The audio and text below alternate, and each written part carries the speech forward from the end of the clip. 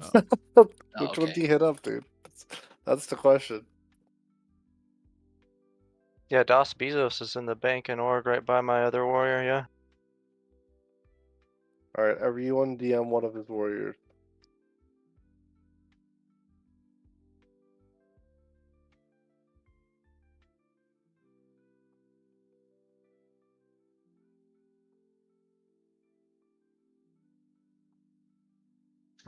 So it's Bezos, Alfie, and C Turner, right? I got that right. That we're missing. C Turner messaged me, so he's gonna be logging in right at 7:30, so he's coming. Okay, cool. Bezos is AFK in the bank. DOS And bank. Alfie is dropping group like now. Alfie is okay. All right, we're kind of on time. We're Better looking- than usual. Yeah. I'm surprised. sure.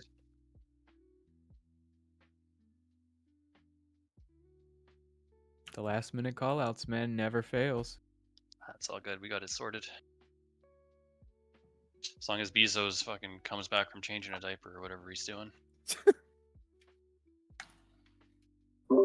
Bezos wears diapers? Of course. Probably Gamer help him. diapers. See how many accounts he know? has, dude? Hell yeah, he wears diapers. Never heard of a gamer diaper? Yeah, I should invest. Kind of like a poop sock, except better. Hey, I'm eating this really thick stew right now. Why don't you guys change the topic of discussion? Reminds me of that South Park episode where he blasts shit into that pan that his mom's holding. It's okay, just shove the food up your ass and you can shit out your mouth. I just put my headset on the wrong time, I think.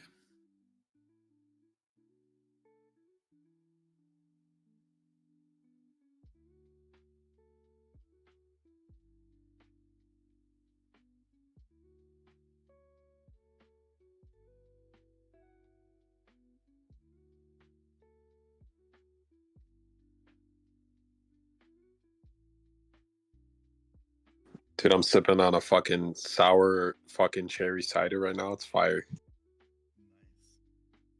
Sounds pretty good. Where's it from? It's from Texas. Where do I get one of them's? It's the brand is called City Orchard. I don't know. I was at the supermarket. Yeah, I'm logging on. I'll have to. I had a cherry cider that was sour as well, like an hour ago. Julian apple cider, cherry bomb. Damn. You get that at local Sprouts? I go to Total Wine and More. Damn, you fancy with it. Get my best deal possible. Speaking of food, I tried for the third time to make potato wedges earlier. Turned out quite alright. Some gravy. Nah, I made some super weird butter garlic with cilantro sauce. I put chicken sauce and I mixed it with melted butter and cilantro and I don't think that sounds weird, man. That sounds fucking delicious. it was. I had to blow him up. Dude, and the best part is that I used flour this time, so the potato wedges were actually like crispy, like the carnival ones are. Oh yeah, gotta make sure they're crispy. If they're not crispy, what's the point of them? They're just potatoes. What's just precious?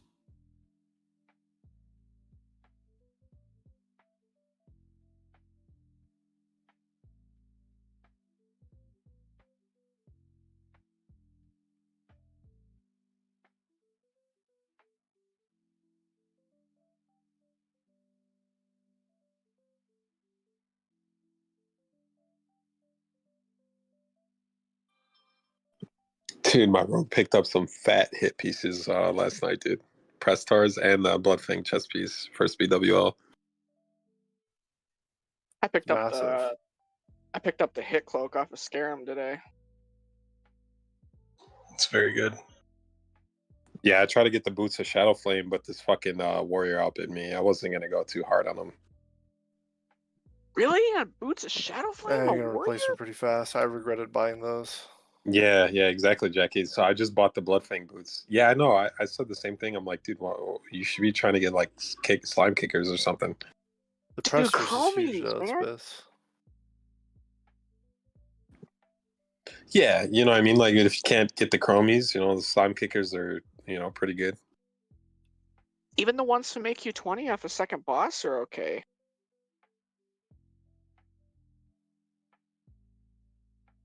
Where's Tube at? No tube tonight. Dodgers game. Oh shit. Okay. He said he wasn't going to be here. He was taking his family to a game, I think? Baseball game? The Dodgers, the crappy Dodgers. I'm assuming that means no Bella either. Yeah, no Bella either. I thought it was a meme about dodging. That's hilarious. It's actually a Dodgers game.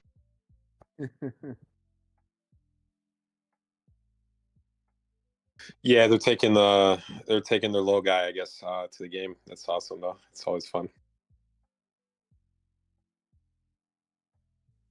I remember the only time that I went to, or at least tried to go to a baseball game here in Detroit, that tornadoes and hurricane everywhere.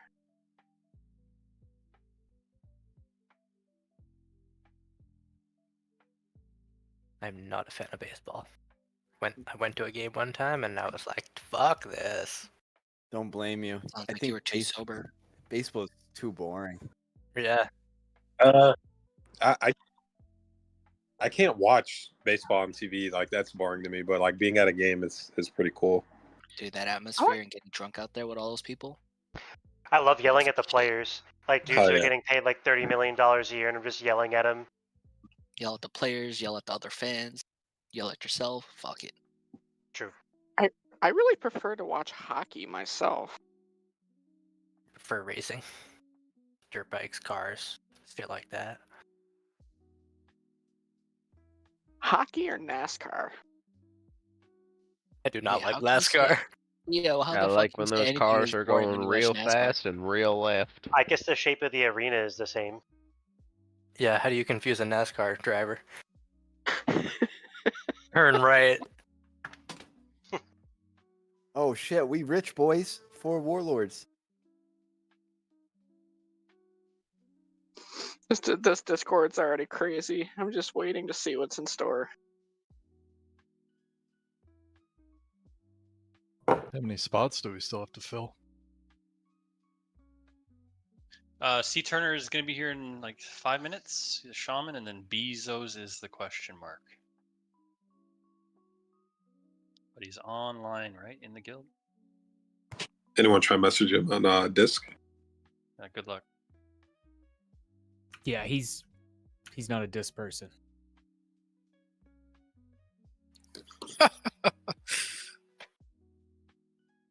Discless.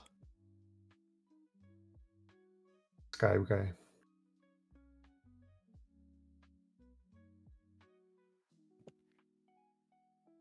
I got his attention. Oh, that worked. Oh, it actually worked. He said he was in guild on multiple characters, so just spam guild.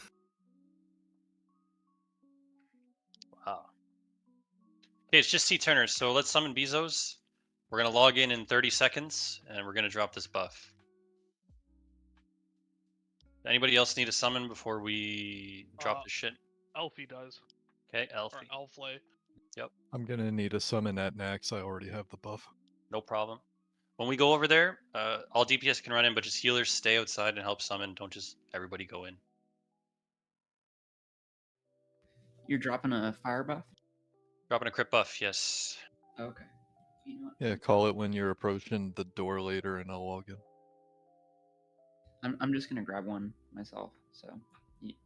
I'm gonna post go ahead. assignments in the sign up channel in like once we get in Naxx, just to make sure everyone's here, so that doesn't change anymore, and then we're going.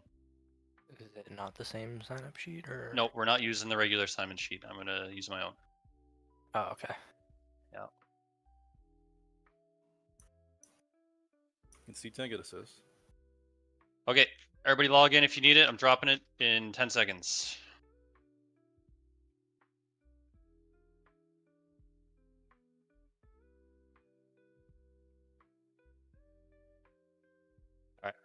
All right, let's roll out. Let's head over.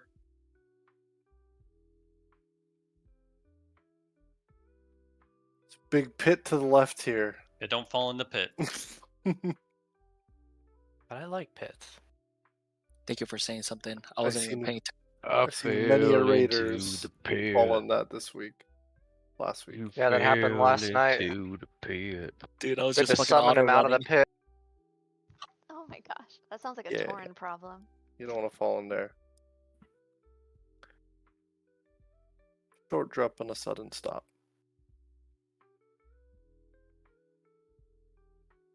Remember, it's not the falling that hurts, it's the sudden stop at the end. I can just hear somebody falling in the pit. Shit! Does anybody play Lethal Company? Never heard No of it. comment. I refuse to acknowledge that. Okay. A buddy of mine bought it before me, and I dumped some hours into it. I love Okay, collecting I'm playing on my garbage. own. Yeah, I'm playing on my And- own now, so this is no longer Not, fun. don't everyone zone in because we still need to summon Podge. Yeah, all DPS Future. can zone in, but healers can just stay outside. All right, I'm DPS go in and logging log out. in for summon. Yeah, just tell me when to log over. I'm gonna stay out with you guys for a couple of minutes just to make sure you don't get griefed.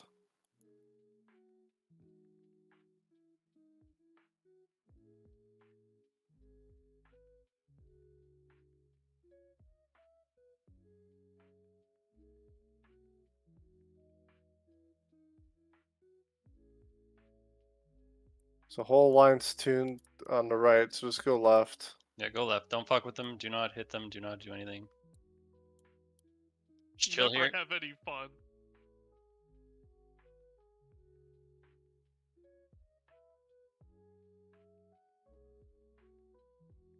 Hey, Podge, are you almost ready? Ram's sapped back Yeah, here. yeah, I can log over now. All right. Are you in the group right now? No, Or I'm not. I need Okay. an invite. Okay, now they want to play. Don't fight Yeah, we them. have a Don't fight couple them. people Don't fight No, them. no. Everyone stay close to the group. Fine, we just protected ARAM. Yeah, got you. Hunter wanted you. Well, it's Nosferatu, the fucking rogue. That guy grief snacks all the time. Watch for bloods too. He's rocking out. Yeah, he's Yep. fine. Get the summons out quick. Invite Podge so we can summon him.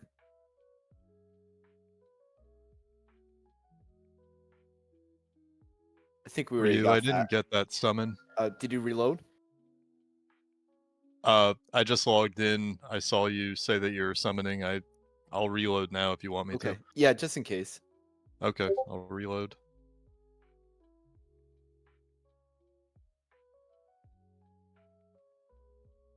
So his last spot's for C Turner, and we're just waiting for him. Yep.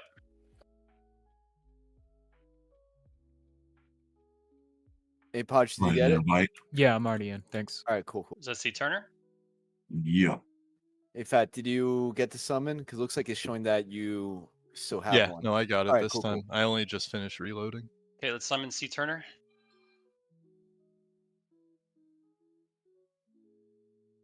Where is C Turner? Group 6. There he is. What's up with My Pet buddy Daddy? was not able to get me full buffs, so I'm coming half buffed. I'm You're okay. sorry, But guys. Daddy, are you here? Yeah. I'll go fucking hard in the paint, though. You're You good, need a dude. summon? Yeah, shoot me something. Yeah. Summon Pet Daddy. Group 2. Hey, priests, I've had 2 of you tell me that you're my PI. When should we log in? He's gonna release What his. do you want Have from you us? already posted assignments? I posted him yet. Okay, cool. Anyone else need a summon before we've zoned in? Last call. Okay, we're zoning in.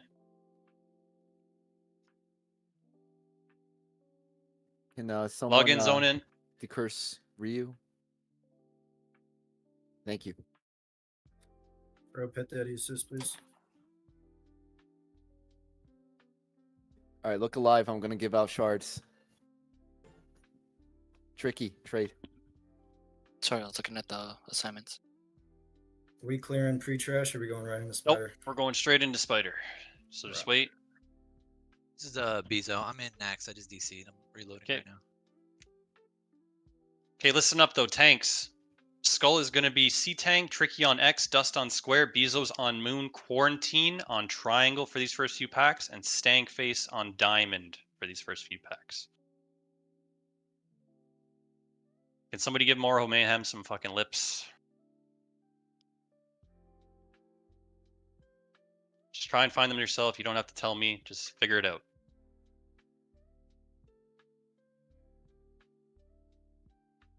For all your healing, Tricky. All the assignments are posted in the sign-up channel. Take a look. Open them up on a second monitor. Use your eyes. Pay attention. I'm going to call out most of the shit. I'm going to read all this stuff out because I am not tubular and this is kind of different from what we usually do. So just be ready to own, listen to the calls, and we'll be just fine. Somebody looking at the spiders? What are they doing here? Yeah, I'm watching.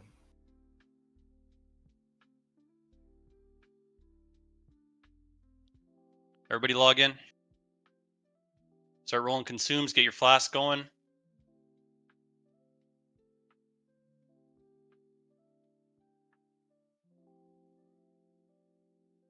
I will tell us when to move down. Wait. So everybody log in. We need Bezos here. He's DC'd.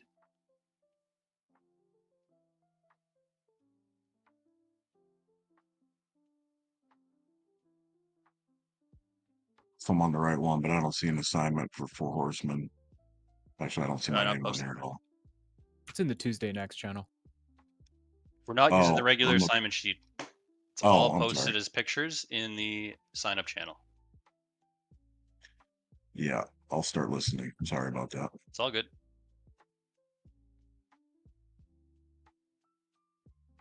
Bezos logs in. We're going. We need Bezos here. Are the saffron assignments in here too? I'm looking and I'm not Nope. seeing them. We are doing one side SAF today, changing it up. Gotcha. Primpit, you'll go on the right side. That was the only one that you were the late addition, but you'll just go right side.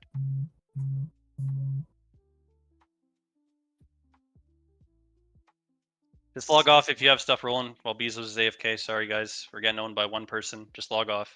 Don't go down the ramp. Just log off. Also on the assignments on Thaddeus, you have group 3 on left side and group 2 on right. Is that correct? Yep. Okay. Do we have anyone that could replace him to tank, just so we can start rolling? We'll give him 2 minutes. You'll be here. Just log off.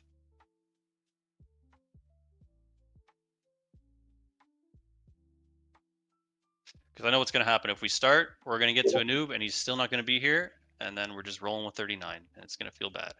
So. Can you guys hear me? Mic check 1 2. There he is. Wow. Nah, I've been here. As soon as I logged into Naxx, I DC'd and it says launching, but it just won't launch the client. Okay, no problem. You got some time. It's all good. I was like, I'm here. Fucking goddamn Mike. I went to Maryland for 4 days. Bachelor party and my fucking kids play my computer. That's what happens. Tell him. I'm trying to. RM, these first spider packs, it's very important. We are short on mages. This goes throughout the whole raid. Druids, feral druids specifically, you guys have to decurse. I don't care about your damage. Your damage is shit. You're here to decurse and help the raid. You want me to tank and decurse? Not you. Not on these packs. I'm talking ARM on these first few spider packs, but on like Noth and Saf, you guys have to decurse. You have to. I'm feral. I don't have it learned though. Can't decurse as feral. No, that's in TVC. Yeah, I think he's griefing you, trolling. Mute him and move on. Stinkface, let's keep this. Just don't listen to Stinkface. Just make commands and don't listen to his responses. Actually, just mute All right, him. I'm logging in. It works now. Thank God. I was gonna say Torishiro wants to come. Zone in, log in. Trade fat again for water if you want. Don't fucking troll the substitute teacher, bro. Sorry. All right, everyone's moving down. Hugging the wall, no totems. Let's wait for the. They're gonna pat far this time. C-Tang is going to get this first shout. It's going to be a double. Mages, just hold your dick for a second. Wait till it's all out.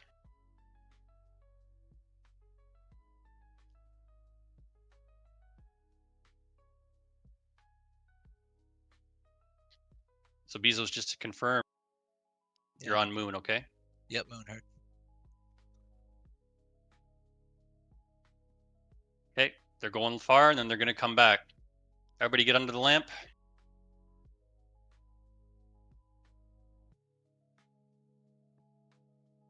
Let's have a good clean raid. Let's play to stay alive, okay? Protect each other. I'm gonna walk it in. Here we go, walking in. Not a speed run tonight. Scouts out. It's good. Okay, we're walking into this Pet Daddy out. We are cleansing Pet Daddy. Pet Daddy, stay out. Turn the spinners away. Face them away. Decurse the tanks. Face spinners away. Dispel Pet Daddy. Good. Dispel group 7 or group 8. There's no shaman in there. Okay, we're going straight to the next pack. Going to the left. Walking it in. Pet Daddy out. Same thing. Decurse the tanks. Okay, it's very important on this boss. Warriors, hold some rage here going to this next after this. But Harsh Browns, Keeds, Quarantine, and Chod, you guys do not pot this boss, okay? Do not pot this boss. Very important. Finish these off. Cool your rage. I'm going to get in here and have a quick drink, and we're going to unboon. We are going to be facing the boss towards the raid. So melee, you have to walk behind the boss, okay? Casters are spreading out in front. Melee at the back. It means the boss is not going to be flipping around doing 180s. Can I get some water, please, from somebody? Yep, get this man some water. We're drinking up to full here. Thank you. Okay, unboon.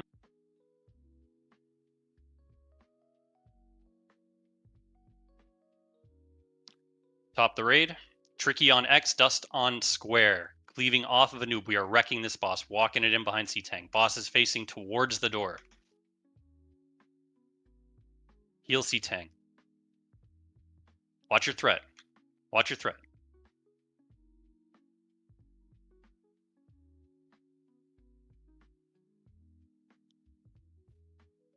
Wreck.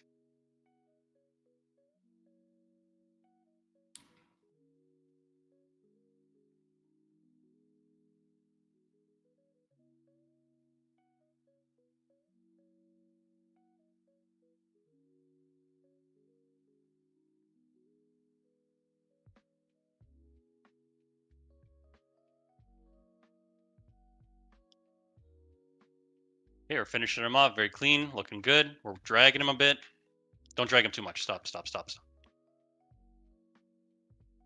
Here we go. This first shout is going to be Harsh Browns. You have pot CD? Who's the splinter Fuck, going I to? need to grab for splinters.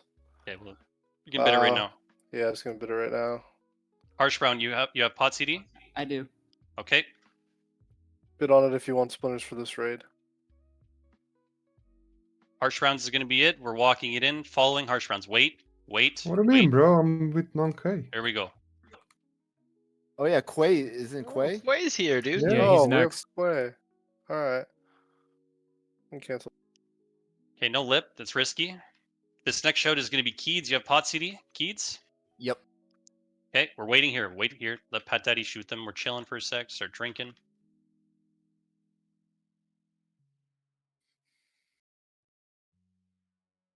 Okay, bid on that. We said 3K for you, I think. Here it comes. Wait for the shout. Wait. Let this. It's the first one's coming. Wait till they all come. Wait till they all come.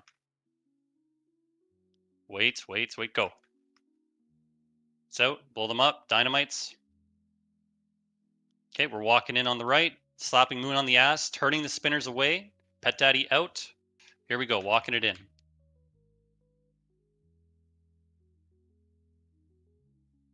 Face the spinners away. Face them away from the raid.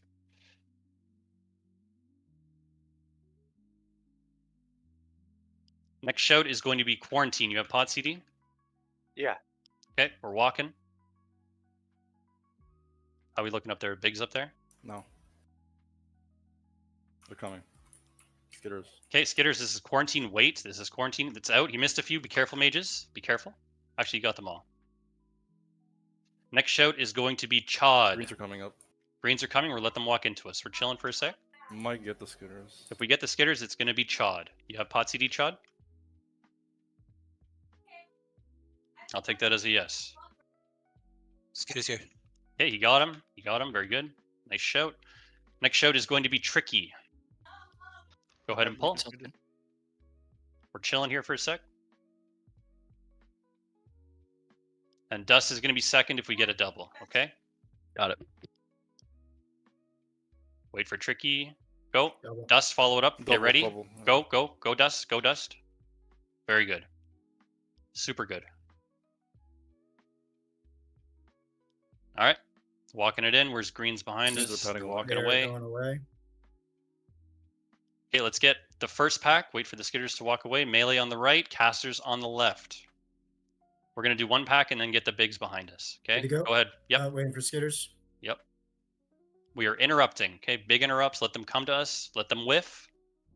Let them whiff. Let them whiff. Here we go. Big interrupts. Big interrupts. We're turning around and getting greens after this. We're turning around getting greens. Here they come. Walk a little forward. Nope. Turn around. Turn around. Pet Daddy out. Everybody stack in except for Pet Daddy.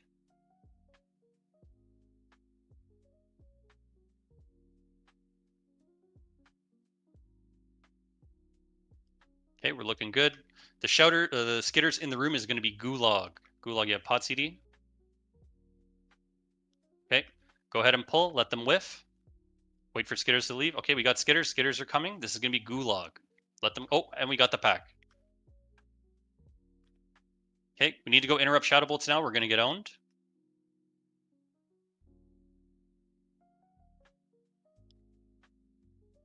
Got second pack. We got second pack. Big heals here. Big heals. Big heals. Big heals. We're kind of pushed too far up. Yep, just back up. Just huge heal, Shaman. Rank 3 chain heal. Nobody dies here. Keep interrupting. Good shit. Very good. I threw a dummy and used my shout. That's Bezos. Gaming. All right.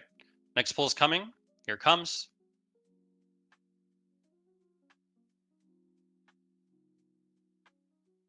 Let them whiff. Here it comes. Interrupt.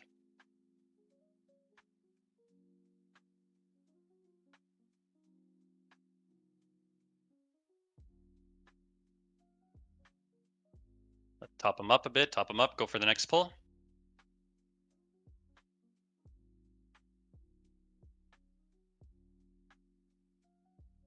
Letting them whiff. Letting them whiff. Okay, go ahead. Interrupt.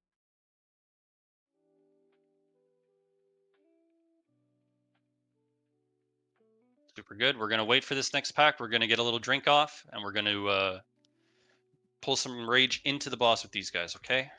I'm taking the marks off these, so I hope you can figure it out. MC Priest, you can put on your gear. Yeah, so MC Priest. We're going to have, let's see here. So it's going to be, Nave's not here. Primpet, can you be the MC Priest, please? Or Thrall? Okay, Primpet's going to do it. So Bezos is going to tank Skull, Stank Face on X. We are blowing up Skull, bringing X beside the boss, and cleaving off the boss and killing X with Cleave, okay? Dust is going to pick up Triangle and Diamond, Tricky on Square and Moon. All right? Just send the first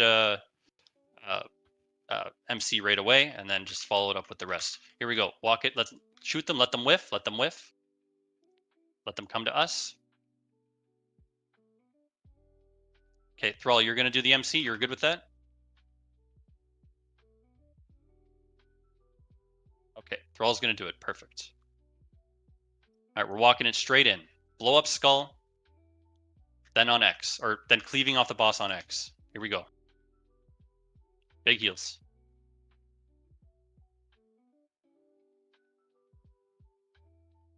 Spell the Shaman's Priest, if anybody got the debuff.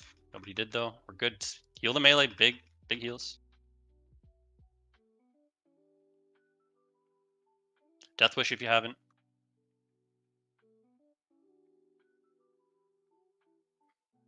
Send the next MC whenever you want. Just keep sending them. Watch out, rain of fire range.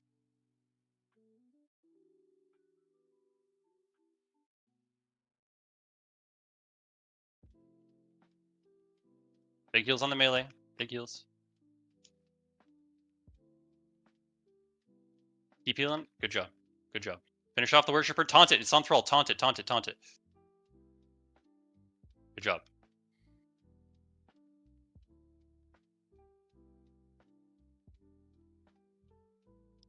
Grimfang, you have pot CD? I forgot to tell it to say no, don't pot. Do you have pot CD?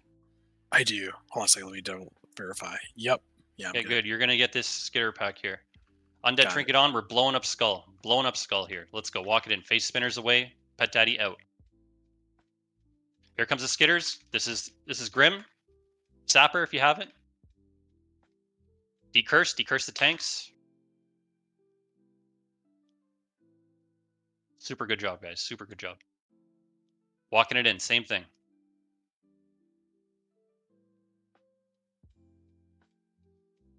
Blow up skull. Blow up skull. Face creepers away. Decurse the tank.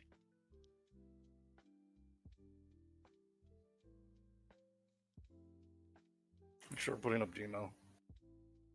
Yeah, good call. Make sure Demo's up. Very good call. Very good. Undead Trinkets on. Grab ghouls. Yep. Get ghouls. They're right here. We need disarms on these guys. Make sure we're disarming Moon and Square as well. Don't forget about those targets.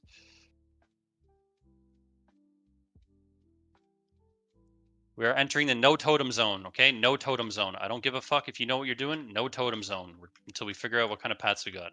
We're walking down to the left. Maybe get the shade. Get the shade. We're going to need it for the log.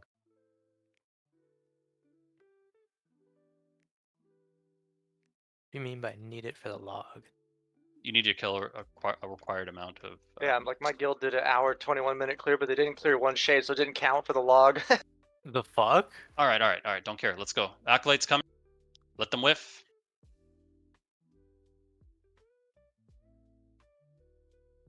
Check the pad here. It looks good. We can go up to the left quick. Let's go up to around to the left. Shoot those and bring them all the way back. Everybody get near the slime. Near the slime.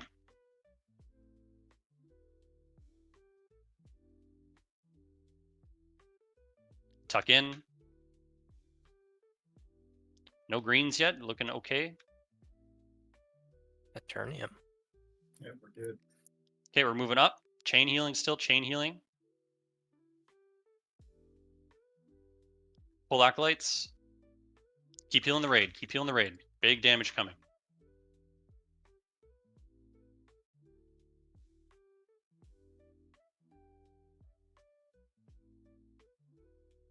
Okay, we're walking around the corner. Pull ghouls. We're not going to skip them. Actually, skip them. Skip them. Yeah, Fuck it. We're let's just go. going. Fuck it. So just remember we need another ghoul pack in DK. Super good pats. Let them whiff. Shoot them. Shamans, recall your totems if you dropped any just to be safe.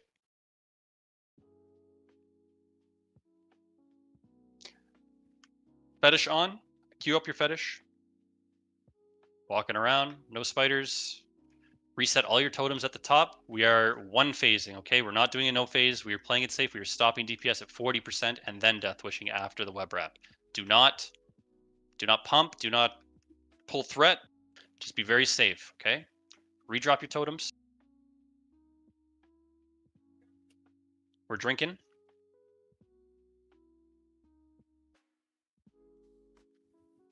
Primpit, I want you to do the Prowward Shield, okay? So we're going to be shielding and putting Abolish on the tank, obviously before the web spray. Everyone looks good. We're walking it in behind C-Tank. Heal C-Tank.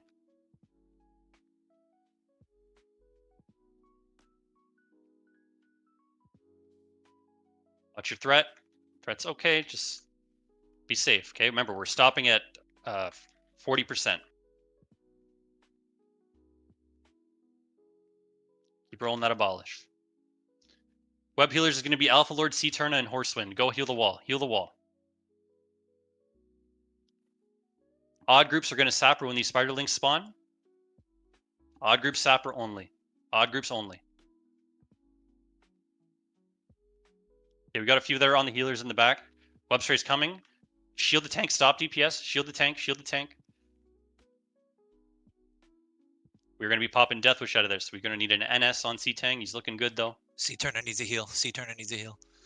Dispel, dispel, dispel. Okay, we're finishing him off. Big heals on C-Tang. Pump, pump, pump. Grim Fang's on the wall. Big heals. Shield T-Tang.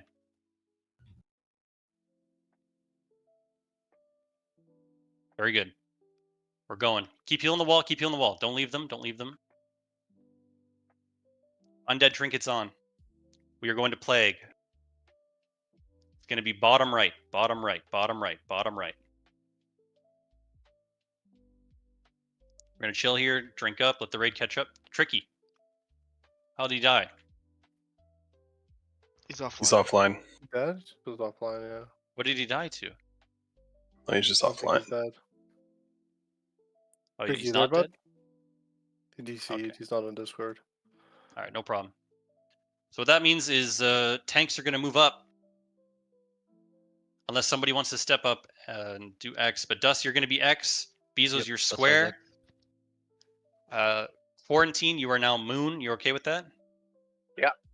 Okay. Stankface, you are on Triangle and RM. You are now, there's no more actually of those. My Warlocks, I need you guys threading on some slimes here. So we'll have Jetted, you'll get Triangle, and Ryu, you can get Moon, okay? This is tricky. I just DC'd. Or I've been DC'd for a bit. I don't know what's going on. It's all No good. problem, Don't worry. man. We're going. It's all good. We got you. There's the Pat. We're chilling here. We're going to kill the Pat first. Kill the Pat first. Do not inch too far forward, but get in the room so he doesn't reset. Get in the room.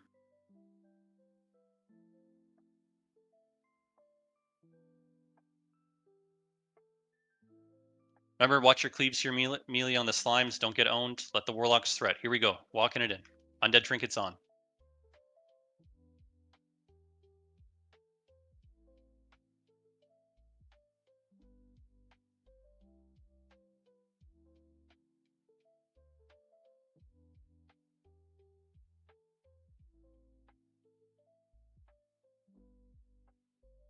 Looking good. Next pull's coming. Same targets. Same targets. Oh dang, he is dead. You were right.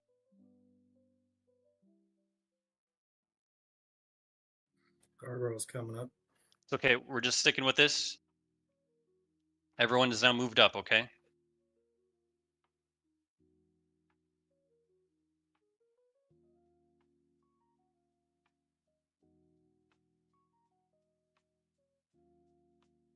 I didn't see. I don't know where the pad is, so we're gonna chill here and drink for a sec. Did he just leave? Went away. Yeah, we can get away Okay, with the first. let's do this.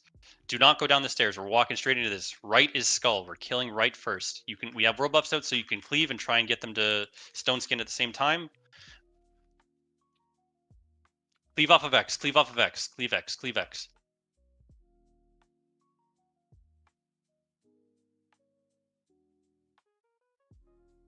Nice work. 3 stacks. It's coming up. Pat's coming. Don't move forward. Don't move forward. Back up. We're killing everything here.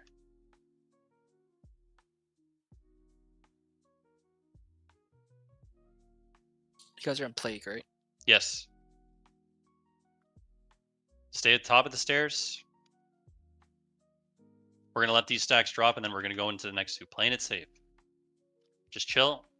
Get your food buff. Let the Shaman's Chain Heal go and heal. Dust, are you comfortable tanking this next boss? Yeah, absolutely. All right, good. Dust is going to be tanking this next boss, okay? So I'm going to need Tricky. I need you to do a lip shot when the ads come, okay? Sounds good. Okay, we're walking into the next one. Let the tank pull it up. Stay here. Stay here. Let the tank pull it up. Skull is on the right. Okay, cleave off X. Cleave off X.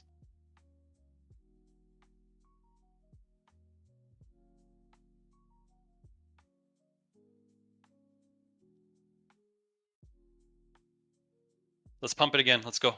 4 secs, I know, but let's go. Let's go.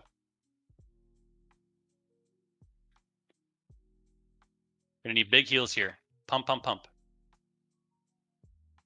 Cleave off X.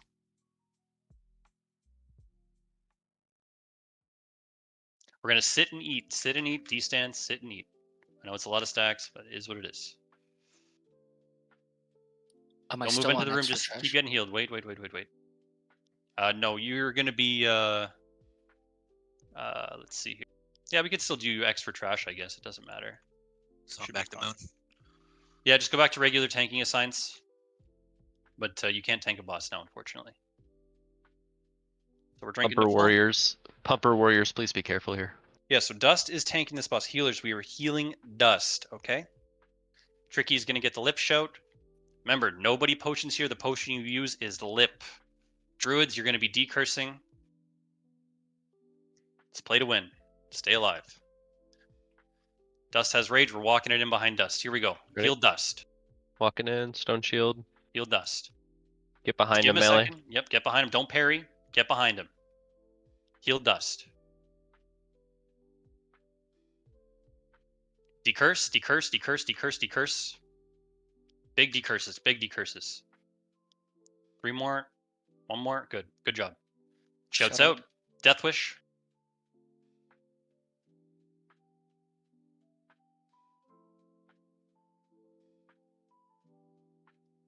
Remember, Priest, you need to spam Dispel on Dust. Okay, spam Dispel on Dust. He's going to blink soon, probably. Get ready to lip mages or casters. There it is. Dispel Dust. Blink. Lip. Lip, K. I'm trying. C-Tang's got it. C-Tang has it. K still has a shit ton of thread. He has a shit ton of thread. It's going to go to... Oh, okay, C-Tang got it. He saved your life. Heal C-Tang. Keep him up. Going to get another curse, maybe. Nope. Good job. Finish the ads. Shit loot. Drinking at the door. No totem zone coming up here. No totem zone. We're drinking pretty much to full.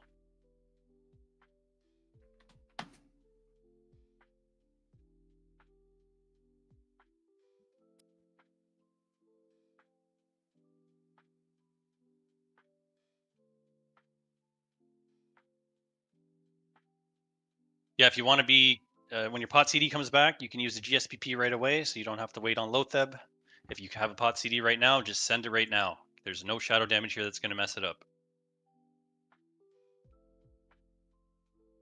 Okay, we're walking it in. We're sundering the grubs, walking it in. No totem zone. Walking straight to the wall. Let's go.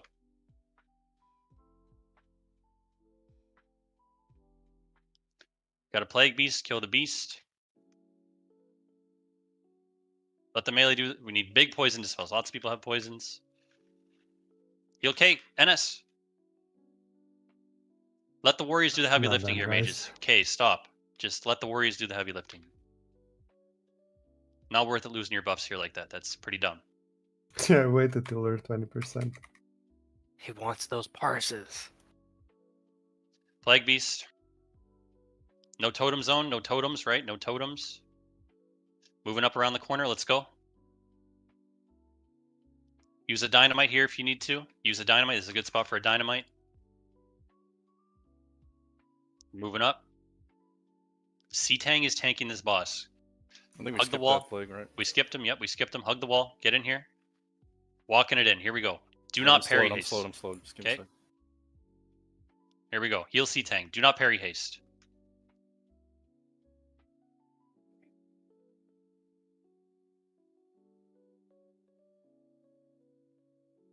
Dispel C-Tang. Poison dispel. Good. Poison dispel. Big poison dispel. Or not poison. You know what I mean. Disease. If you get ported, you stay where you are. Just stand at the wall, log out if you don't need loot, but Carnage leg plates are pretty good, so stay logged in. Death Wish.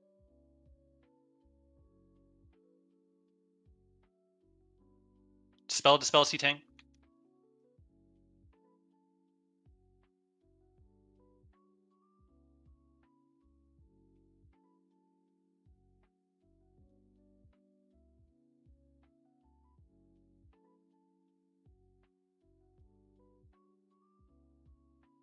Almost dead. Okay, we're killing it here. Good job. Do not hit any of these mobs here. GSPP if you haven't. Don't hit the eye stock. Okay, we're good. 30 seconds on a GSPP cooldown. No problem. Go ahead. You Kay. gotta log in. Yeah, you're good to log in.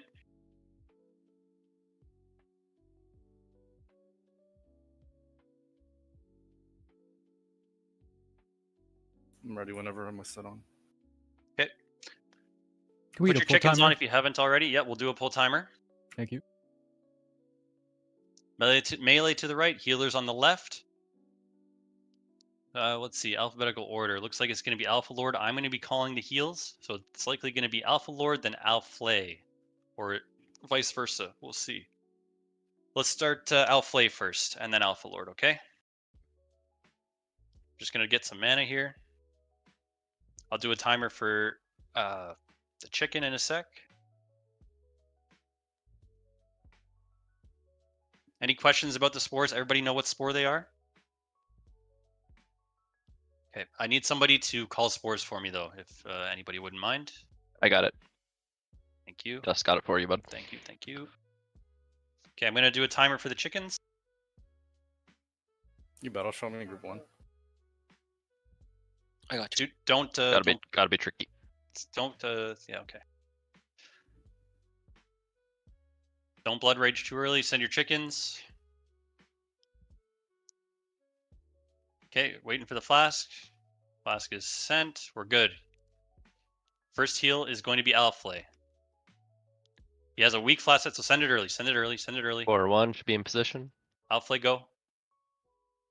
Watch your threat early. Alpha Lord, you're next. Alpha Lord, go. Heal up 70%. Blazon is next, followed by Blods. Spore 2, go. Blods, you're up. Heal when you're ready, followed by C Turner. C Turner, you're up, followed by Heal Tank. Okay, C Turner Spore went. 3, go. Tank is Spore to 3. at your discretion, followed by Horsewind.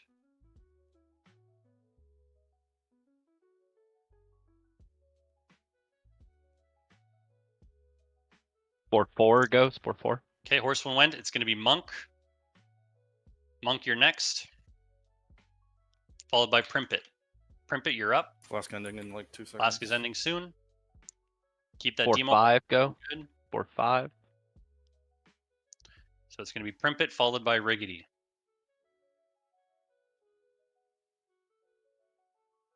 Okay, now I'm going, followed by Slildoria. Spore 6.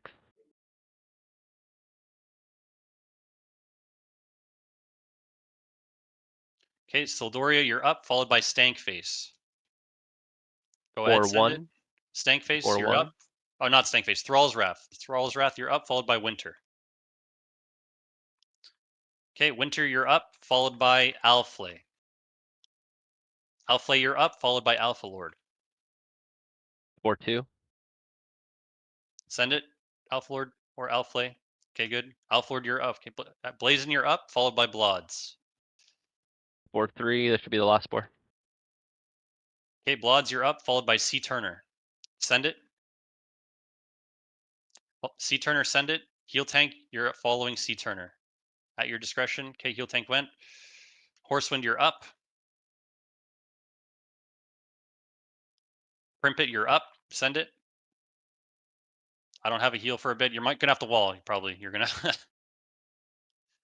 Stankface, send a heal. RM, send a heal.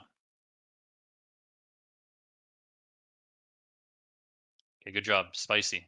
Let the DPS get these spores. I think I just ran in too soon because I didn't get topped off.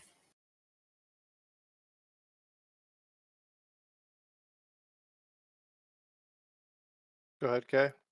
Going to we need DPS just to log off. Healers stay logged in. DPS log off. Healers stay logged in.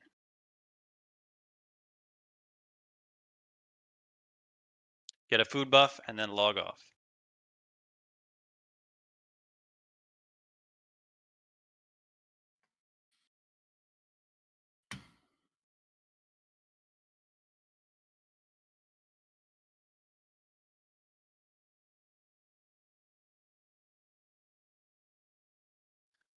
Bezos, for patch, are you comfortable to be a hateful soak?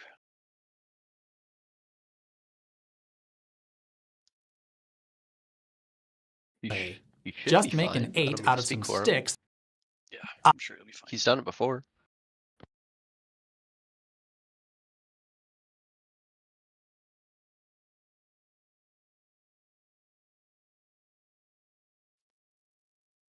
Hey Bezos, I just saw you Yep. log in. Are you good to be hateful soaker because the Tricky died? 100%, brother. Always. Thanks, man. Okay, we got 20 seconds on debuff. If you have a slow computer, think about logging in now.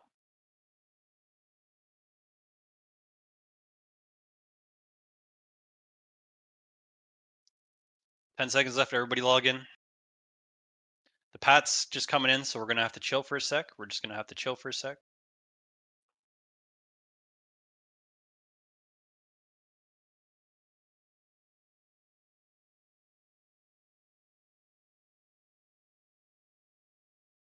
Is Tricky still on X for trash? Yes, regular Okay. trash marks. Let's Got walk it in. Everyone's fapping. Here we go. Walk it in. Everyone's fapping.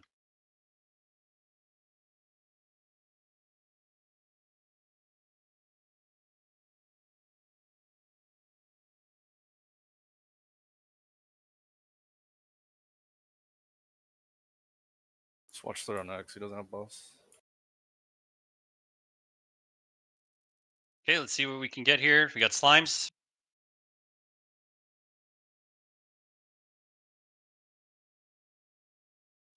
More slimes coming. We're chilling here. We're waiting. We're waiting.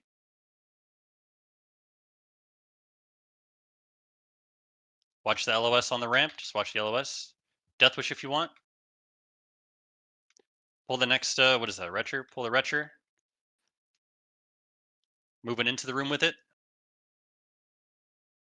Bring it away from the healers. Yep, bring it more to the little. Yep, perfect. Get next. It's another Retcher. Max range healers, casters. Killing it in the middle of the room. Shoot it.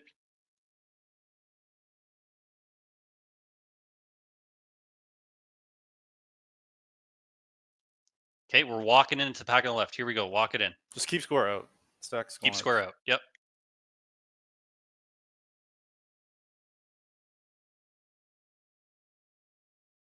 Getting ready for that Belcher. Okay, grab whatever you can. Yep, we're good. We got a tank ready. If a slime spawns, blow it up instantly, okay? If a slime spawns, blow it up instantly.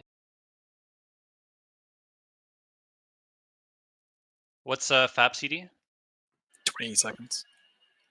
Okay. 22. Let's just wait for the FAP CD. We'll be safe. We're not going to fuck with the smalls yet. Grob is not even here, so we're just going to do the 4-pack. Playing like cowards today, lads. It's smart. We almost wiped to this pack last night on an accidental pull. Yeah, I was there.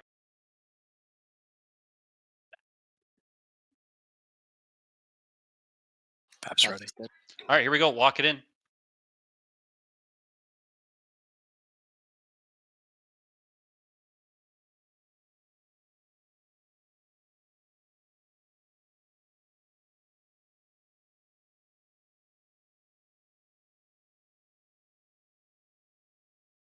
All right, Grob is not even anywhere near, so we're getting ready for slimes here, okay? Everyone's on the left side. We're going to be shooting our bow at the first one, Shaman blowing it up with chain lightning, and then we're throwing Belcher's on the dynamites right at the side. corner. Here we go. Grob is here now. It's okay. Pull the slimes. Good. Everyone's on the left side. If slimes come, tanks just get ready to pick them up, and we'll deal with them after. Do not die to these slimes, melee. Belcher's going. We got Belcher. Okay, we got Belcher. Let it come back. Let it come back. Yeah, let the Do not Belcher even come. hit Blow it. up the little guy.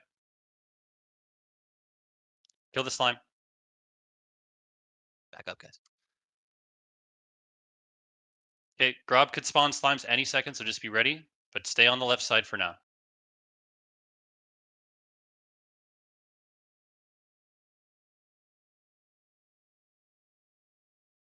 Back up, back up. There's still lots. They're coming. Back up.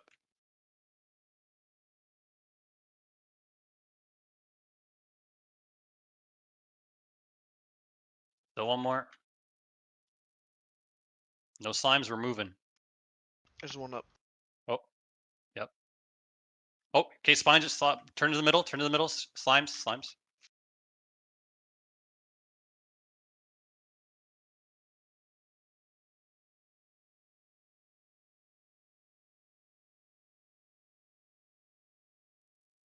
Okay, we're going to the next room after the square dies. All right, here we go. Let's replace all our totems, shamans, all of our totems. Got an opening for the Belcher. Yep, just jumping over. Go ahead. Replace. Oh, excuse me. All your totems and get to the other side here, shamans. All your totems, no exceptions. Belcher left side. Yep. Pulling. Nobody left their totems behind. We got a mana spring in there. Okay, good. Faps up, yeah? Yeah. Yeah. Okay. 4-pack. Everybody fap.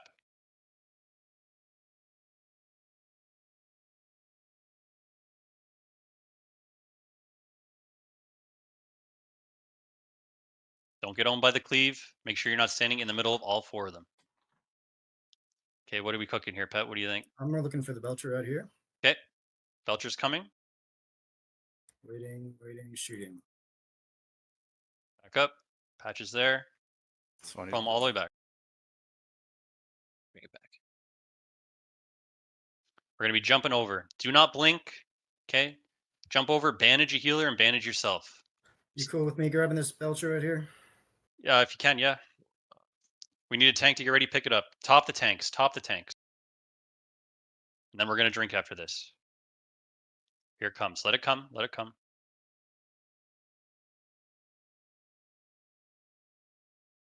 Okay, let's drink. Let's drink. This first shout is going to be C-Tang. We are death wishing this pack. Drink up to full. Shamans, get ready to drop tremors if needed.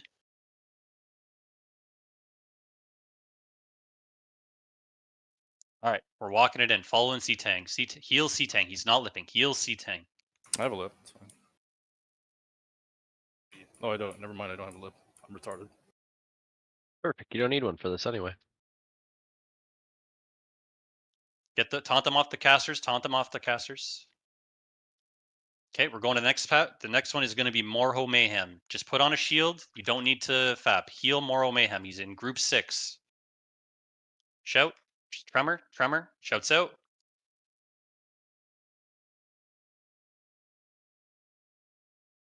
Next shout is going to be Monster.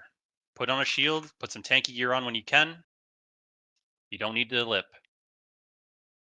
Monster is in group 6. We are healing Monster in group 6. Walk it in. Let's go. We're going to get a little drink after this pack. Heal Monster, group 6. Out. It's out. Lightning totem. Lightning Kill totem. the totem. Kill the totem. Down.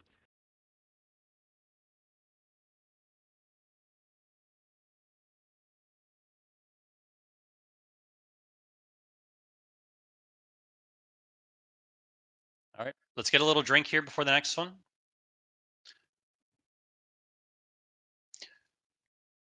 We're not going to worry about the Belcher if we run into him. We're just going to kill Skull and then the Belcher. Okay? Belcher's not going to do anything.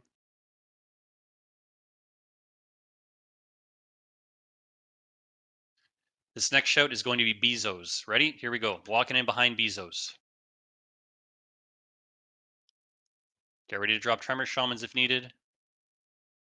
Shouts out. Lightning totem. Lightning totem. Kill the totem. Tremors. Tremors. Drop Tremor.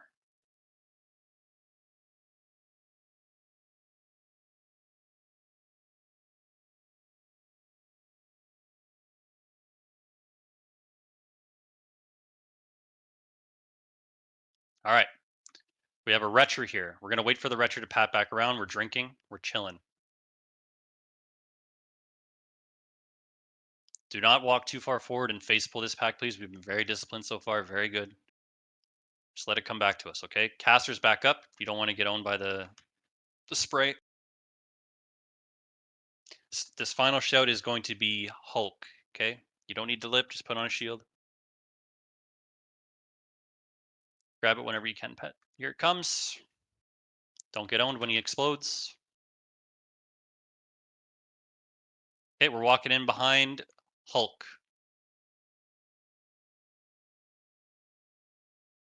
Lightning totem, lightning totem. Great job. Okay, Melee, we're doing something different here. We're doing no dip, no dip. Only dip if you're a troll, okay? The only difference between this, if you push a tank, the tank doesn't die, you do, okay? So no dip unless you're a troll. I'm gonna dip anyway because I plan on pushing at the beginning. I need the IEA. I'd prefer you didn't. Just wait. No IE on this boss. No. Oh, We are yeah, gonna. that's right too. We're on horde. Never mind. We We're are going to good. IEA this boss. We are going to IEA this boss, but just don't be retarded and wait. Okay, it's not a end of the world if you wait 3 extra seconds to put it up. I'm going to read out the healer assignments. Okay. Usually Okay. people are on my ass for fucking It's all good. It's all being good. late. No, we're doing it different here. Don't worry. You're all good. Patchwork healers. Main tank is going to be healing C Tang is Primpet, Riggedy, Lin, Monk. On so it's going to be on Dust is going to be Winterbark, Sea Turner, Alfie, Blazin, and Heal Tank. And then Bezos is going to be the second Hateful Tank, and that's going to be Winterbark, Alpha Lord, Horsewind, and Thrall's Wrath. Okay? We are not wrecking this boss. Never wreck this boss. It is a giant troll. We are wrecking on Gluth. So Bezos, you're good. You're in your mid set. Yes, sir. Okay. C-Tang is going to start the pull. Remember, we're doing the no dip unless you're a troll. Give the tank some time, okay? Stack up tight on them, Bezos. Stack up tight on Dust, please. Pull is coming. Get ready to heal your tank. Here it comes. Stone Shield. Stone Shield. Back up a bit. C-Tank, back up. No! Oh! Jesus Christ. Back up. Stack up. Stack up. Heal the tanks. Watch your threat. Watch your threat. Just wait. Just wait. Looks good. Oh, it does. Bezos stop. Bezos, stop. Bezos, stop. Let's see tank it. Okay, I'm going dual wield now. Hey. All right, we're good. So it looks like Aram is the chosen one somehow. Aram, stop. Just chill for a sec. Stop healing Jackie. Yeah, we're only healing the tanks. Don't heal Jackie.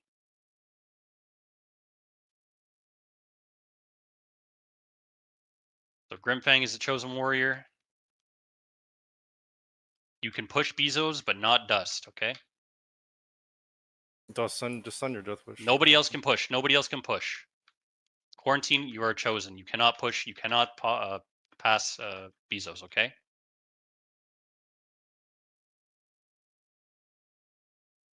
Bezos, you need to send your death wish too.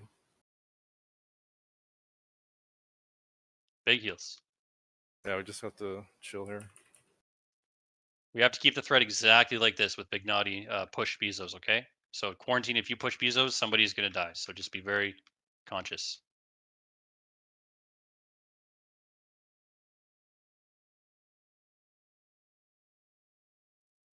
Yeah, just drop the Ignite. Can Blazin get an Innervate? Little Innervate on Blazin if possible. Drop Ignite Water.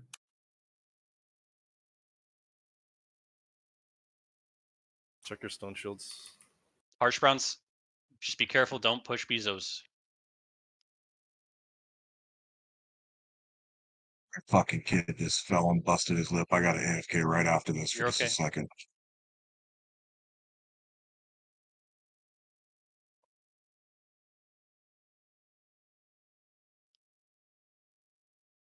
All right, get the res. You're right back. Am I good right here in the back where I was? Yeah. Okay, I'll be right back.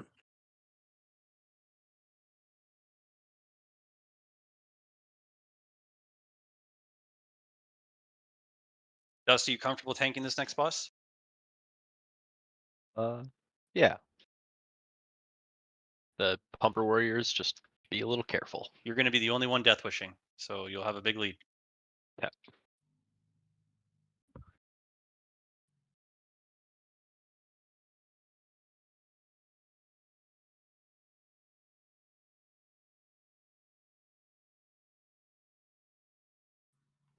Bandage yourself, and then bandage a healer. Get to the other side and drink. Gravios is here. I won't be able to pull the back wall right away.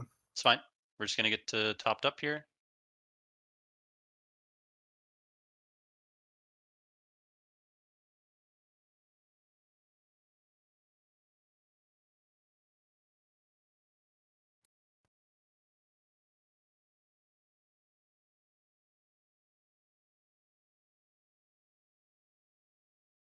Okay.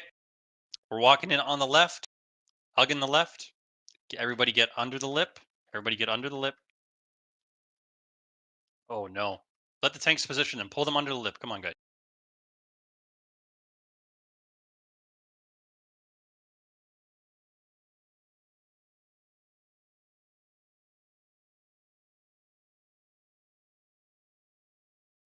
Okay, let's get the res. Pull from the left. Pull them all the way back. Sorry, that Stun them taunt under got the lip. resisted. Don't stun them out there.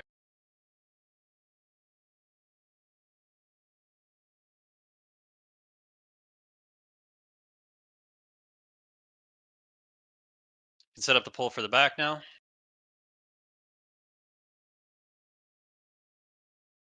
Chilling here. We're letting them come all the way back to us.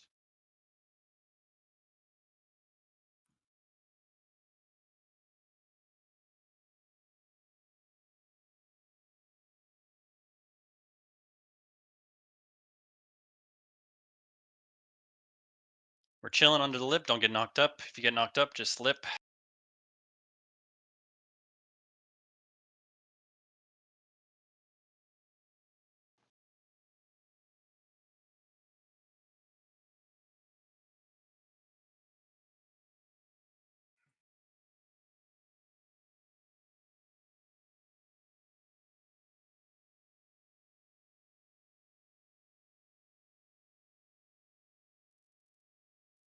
Okay. Holding Deathwish, right? Yep. No That's DPS or dust. death machine here. Only dust. Okay. Waiting down here, going to the ramp. We're gonna wait down here. We're not gonna do the ramp. Okay. Just be safe.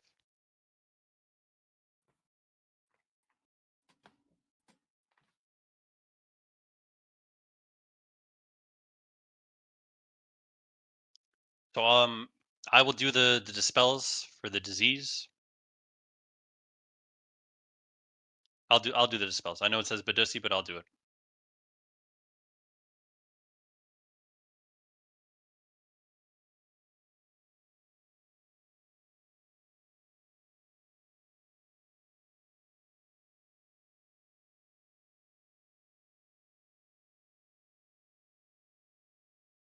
All right, buff's Back. coming.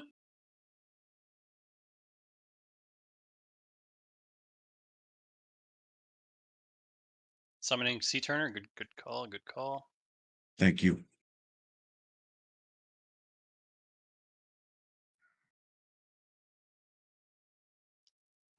Okay, no one is death wishing here. Just dust. Okay, dust. You're ripping it off the top. Okay. Yes, sir. Casters, make sure you're not in front of the boss. All melee on back right leg. Okay, back right leg. Max melee range. Stone shield now. Here it Walking up. comes. Death wishing. Bringing him down. Parry right off the Watch bat. your threat. Careful. Watch. Yep. No one is death wishing here. Okay. Everybody behind the boss. That includes Back range. right leg. Back right leg. On star. Casters. Monk, move to your right. Monk. Perfect. See Tang out. Okay, you're good. Moving. Watch that. Drop the ignite. Drop the ignite. Drop that shit. Drop. A lot of people are in the boss. Cryptique out. You're good. That a puddle? Moving. Yep. Lots of parries. Careful. It's okay. Keep moving. Primp it out. Moving again. You can dispel yourself when you're in a good spot. Primp it. All right. You're doing great. Keep it up. Cleave off the boss. Bloods Go to out. top. Bloods. Don't go that way, Moving. Bloods. Don't go that way. Don't go in front of the boss, Bloods. That's bad. Taking a wider arc.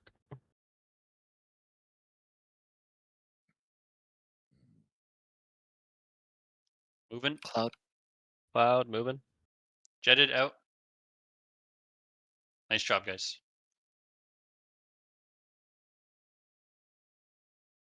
Sea Tang is going to be tanking this next boss.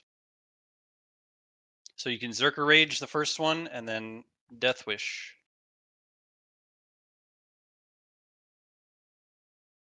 Watch the pipe. You do not have to jump. You can just walk off the pipe. Nobody's fallen this week. It's very slippery, freshly waxed. Just walk off the pipe. Okay, don't jump. Walk off. It's very easy.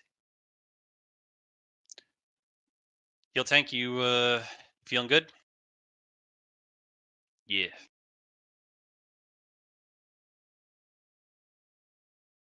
Okay, thank you, Primpit. Very good. Okay, Heal Tank is here. Let's let him get across. All right, we're going. Walk it in the pipe. No one is chain healing. You're only healing C-Tang, okay? Only healing C-Tang. Horsewind, drop an Earthbind on the left, Great Sea Turner on the right, Alpha Lord in the middle, okay? Here we go. Oh my Oh god. no! Who Did you fell? just fall? I was looking at my fucking buff. God damn it. Who's that? Elflay. Okay, it's fine. Just stay there. I You're didn't fine. aggro anything. Just stay there. Heal C-Tang. Keep him up. Keep him up. NS.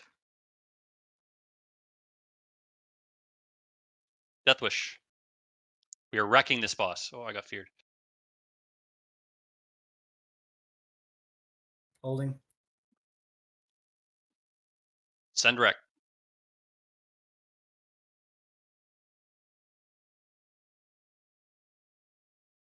Saving trying for 30%.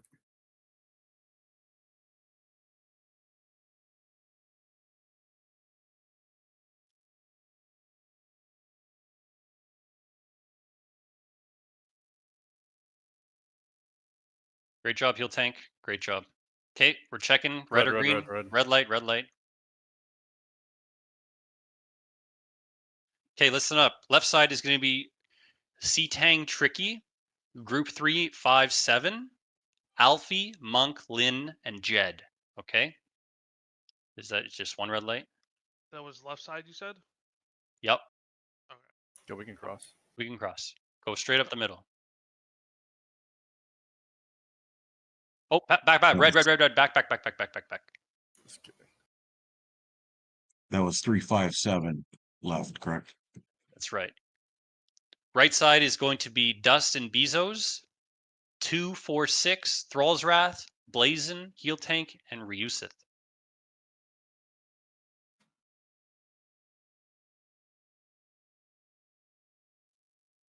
When we get through here, can we reset in 60 minutes?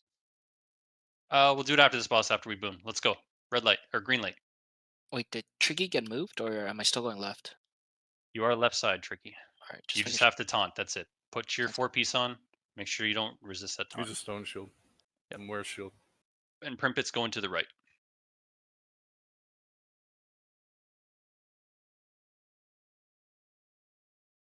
Group 4 is going to the right. Group 2 on the right. Group 2 on the right. Odds left, evens right. Except for the tanks that I called, obviously. Yeah, I'm starting. So who's main tank right side? Right side is Dust. You're taunting Bezos. Heard that. Okay, we're ready? No, we still have group 2s not in the right spot. Pet Daddy and Gulag. Yeah, Pet Daddy and Gulag go to the other side. Sorry. Muscle memory. Left side.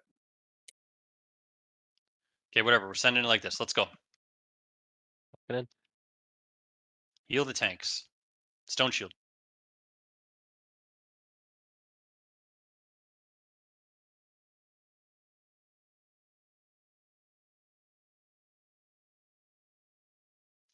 It's looking pretty even so far.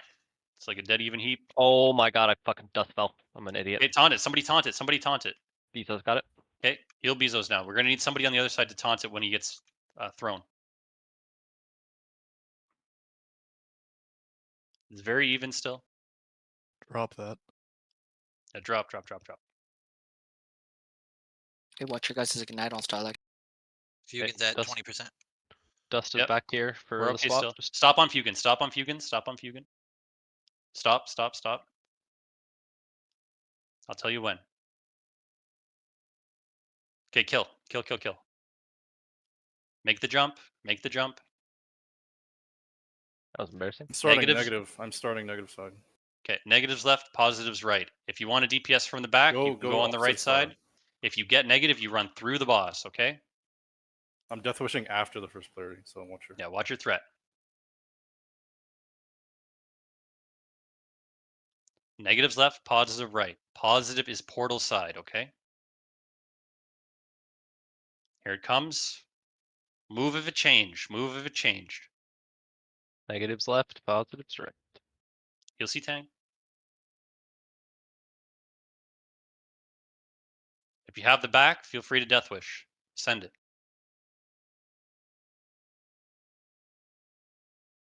That's good.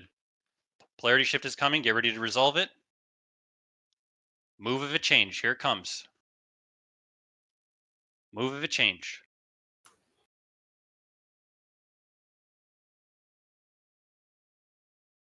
My taunt resistance are.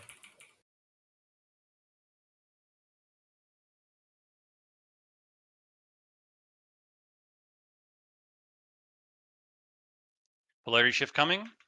Move of a change. Here it comes.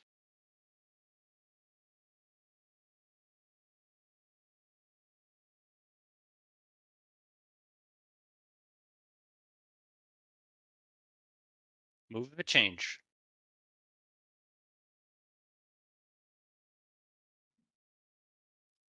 Okay, make sure you do not check the loot here, okay? Back away from the boss. Positives are going through the portal. Back away from the boss.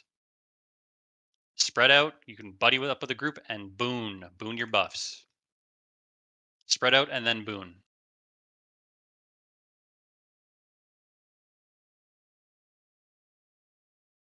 Did you not have lip for the ignite?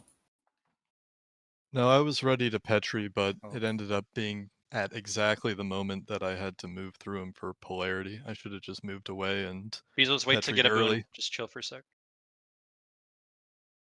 I have one for you. Reesh. Make sure you're stacked in groups of 2 or by yourself. There should be no 3D buff on the screen here. Okay. Where's Bezo?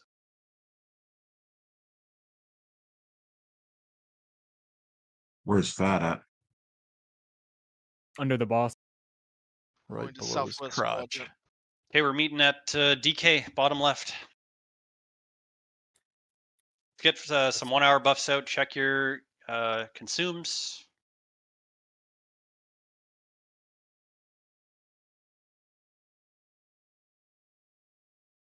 You want left side, right side, or you want Pat? Let's get left side, right side. Who's got a shout? Who's got a potion CD and a shout? Dust. The 7-segment display. Just make an 8 out of some sticks, and then you can represent the Arabic numerals 0 through 9 just by taking sticks away. You can even make some letters happen if you're clever about it. These things have been around forever. The earliest known representation of them is in this 1910 patent, where Frank Wood claims to have devised this special monogram arrangement. Personally, I'm a little skeptical that he was the first to think of this, especially since this earlier patent exists, where George Mason devised a segmented alphanumeric display, which is even more complicated and creepy looking, but that's not important to this video. Going back a century, you might find these boxy numbers in price signage or perhaps scoreboards at a sports stadium. Anywhere a permanent display which needed to show different numbers made sense. Usually large, so many people could see them. The segments might be lit with light bulbs, as Frank Wood envisioned, but they could even be mechanical in nature, with differently colored flaps hiding or revealing the individual segments. But for many years, they remained pretty obscure. The 7-segment display wouldn't really start to take off until the digital age. And once we got there and they started spreading, our old pals at RCA smelled opportunity, so they got out the crayons and took a crack at it. And the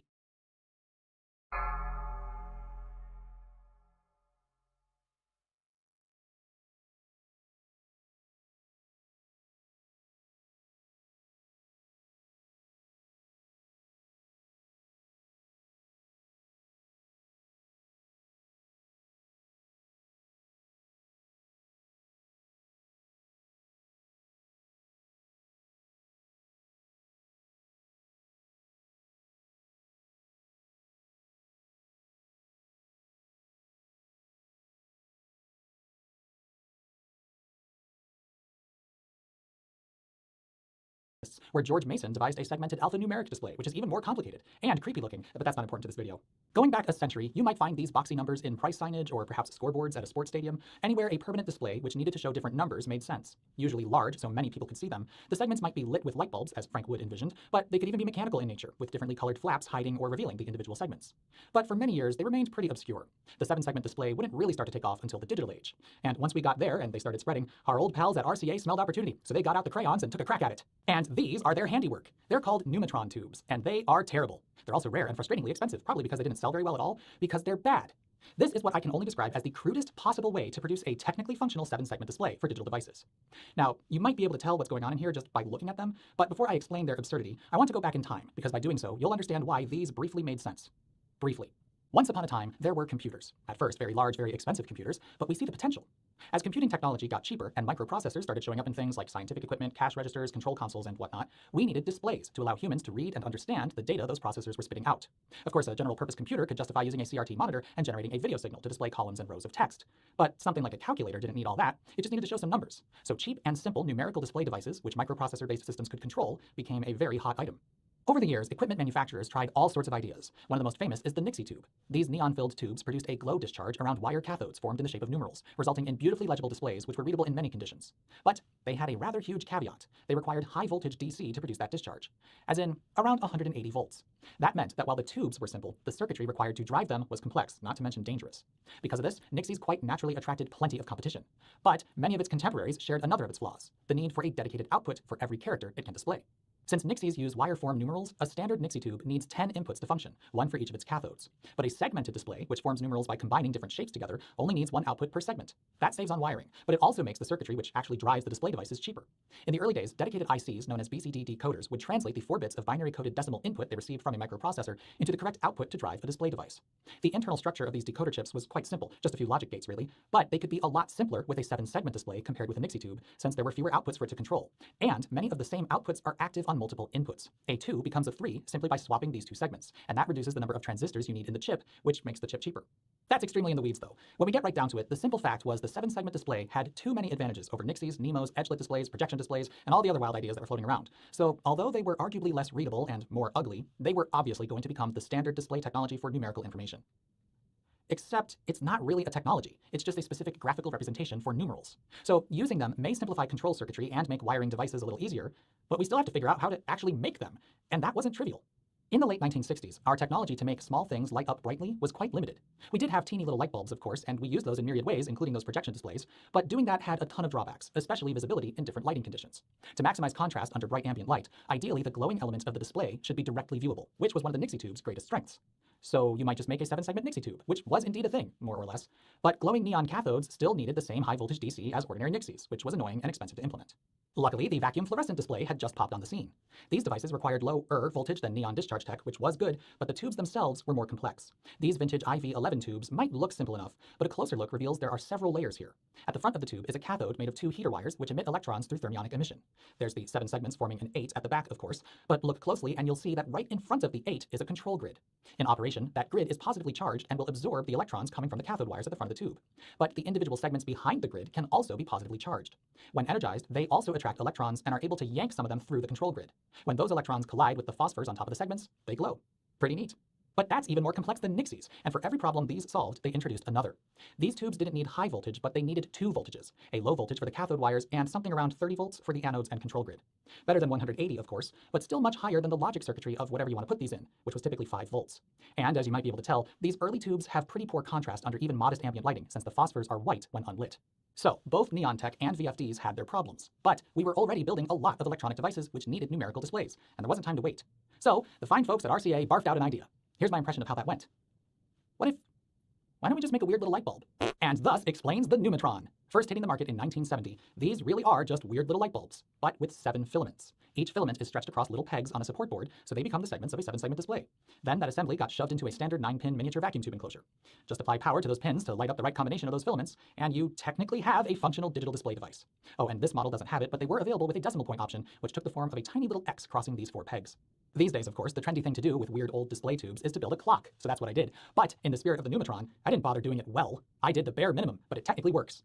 I think that was the slogan for the Numatron. Now, I'm about to be rather unkind to this piece of alleged technology, but before I embark on my tirade where I count all the ways this is just a terrible, terrible product, I need to admit that I also kind of like them. I've always been fascinated with the idea of building 7-segment displays out of weird things. Like, imagine a clock where each segment is a 4-foot fluorescent tube. You could read that thing from miles away. And, when I was in college, I built a giant clock where the segments were sections of LED tape, RGB of course. So Numatrons are very much up my alley. And while today the use of incandescent filaments in a 7-segment display might seem objectively absurd, that was, in fact, the point.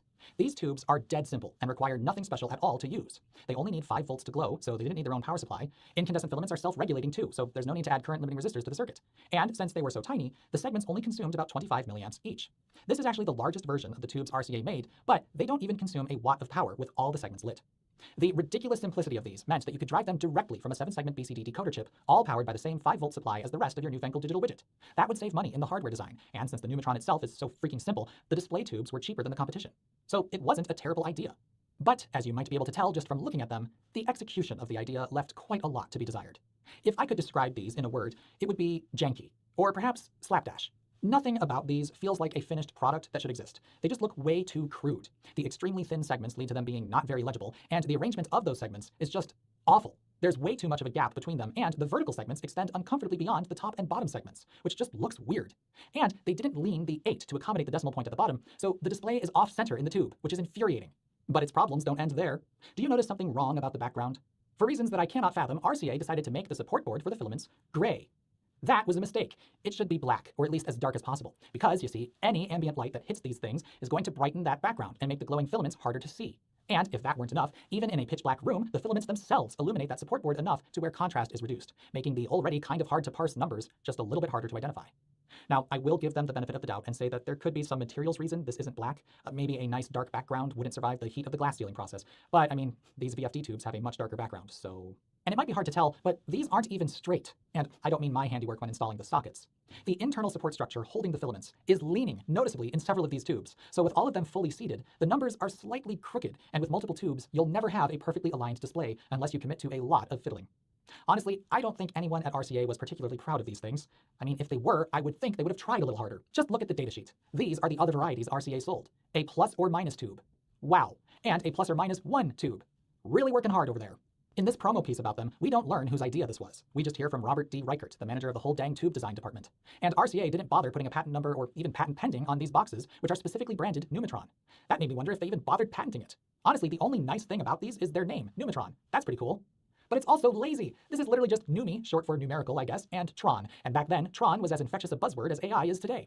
I was starting to lose my mind over the origin of these things. The idea seems simultaneously too obvious, this write-up in Popular Electronics even says as much, yet these are also just not good.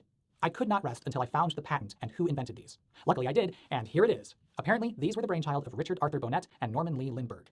Now, RCA was a huge research-driven organization back then, so it's plausible that these were just two names pulled out of a hat, and I kind of hope it was. This does not scream quality. Editor's note, while looking for a different patent, the one showing the projection displays which used little light bulbs, I ran across this patent issued in 1959 to A.R. Garfinkel. And, well, sure enough, the idea was too obvious, and RCA was not the first to have this idea. The implementation here is very different though. It's in a flat package, which is going to come up again later, but most importantly, if I'm understanding the diagrams correctly, the filaments are producing light indirectly, and it's guided towards a mask with small slits at the front. I'm guessing this concept never made it to production, and that drawing implies it's got the widest bezels you've ever seen, but I wanted to throw it in here. You can see from the datasheet that RCA was grasping at straws trying to sell these things. Oh sure, low voltage operation is very real and objectively a good differentiator.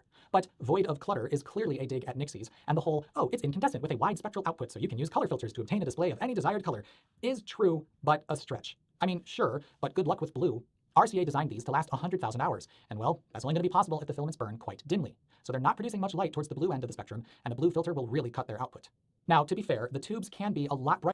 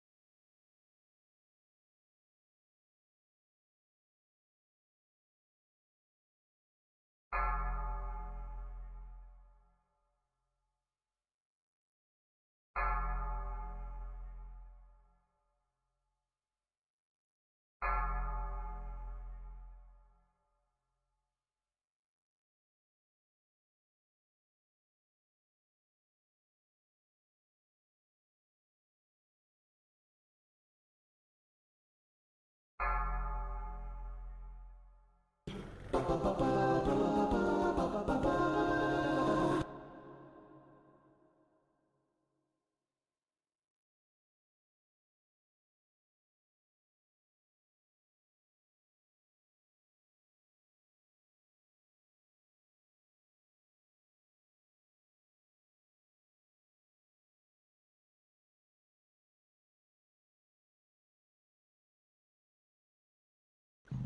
buddy, did you hear the news? It's track reviews. Hi everyone, Easily Tricked here, the internet's busiest music nerd, and it's time for a track review. Detroit's in the house. The D is here. We have a momentous musical occasion over here going on. A brand new one from the city's own Eminem. Yes, he is back with a brand new track. As many of you know, he has a new album cycle that he is in the midst of ramping up on. July 12th is when the new record drops, The Death of Slim Shady. There were a lot of Eminem fans that were irrationally angry at the fact that I thought that the first single from the record, Houdini, was annoying, and also trying to desperately recapture an older sound and vibe while miserably failing in the process. We love and we welcome an angry Eminem fan in the comments, that's for sure. Now, though, we are getting our second taste from the forthcoming album. It's a track titled Toby, and the reason I point this track out as a big Detroit deal is that we have 3 generations forthcoming album. It's a track titled Toby.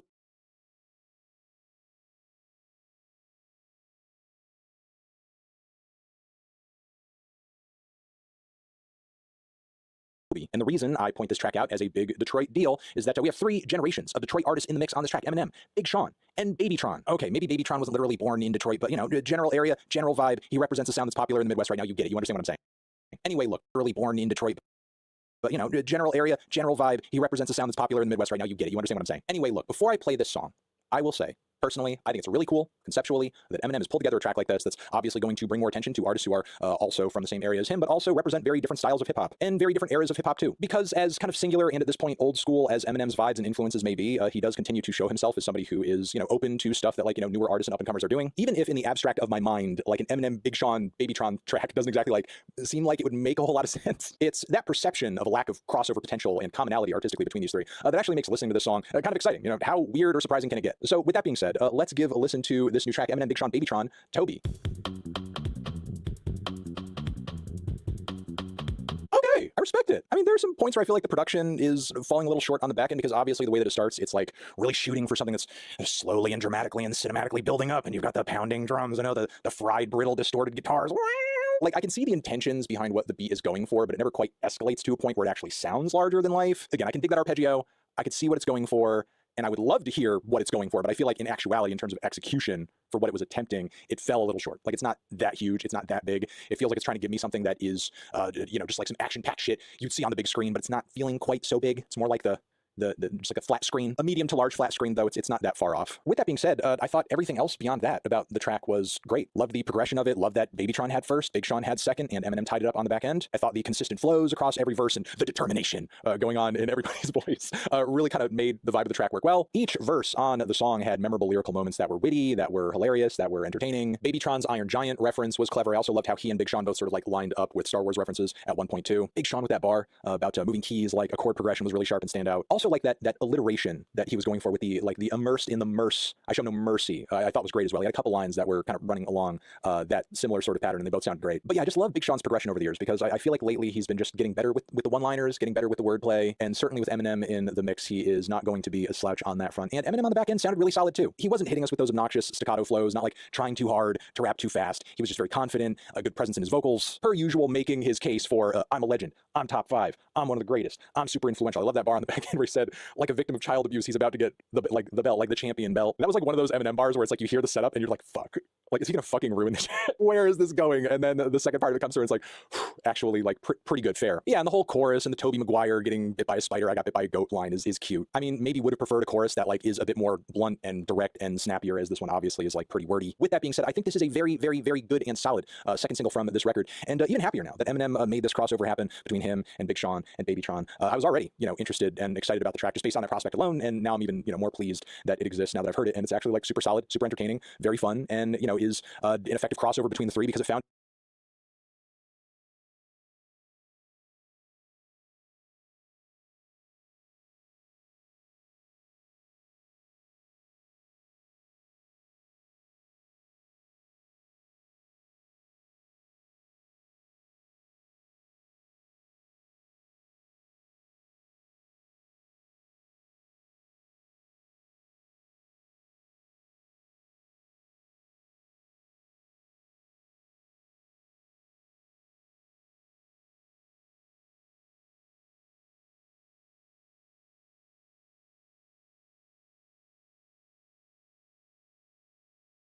a way to sort of make their respective styles all work in tandem. They found good, awesome common ground here, and it made for a song that's worth spinning again and again. So yeah, this is a very solid track, very entertaining track. Kudos to Eminem, and I think we can leave it there. Appreciate you guys watching. Let me know in the comments what you.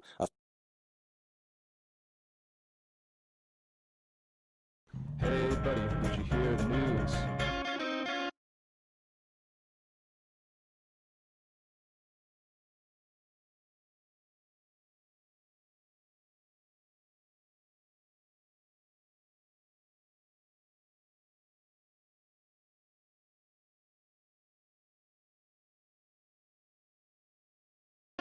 It's track reviews. Hey everyone, Anthony Fantano here, internet's busiest music nerd. I hope you're well. And this week we have been hit with some very interesting and surprise news that we are going to get an album of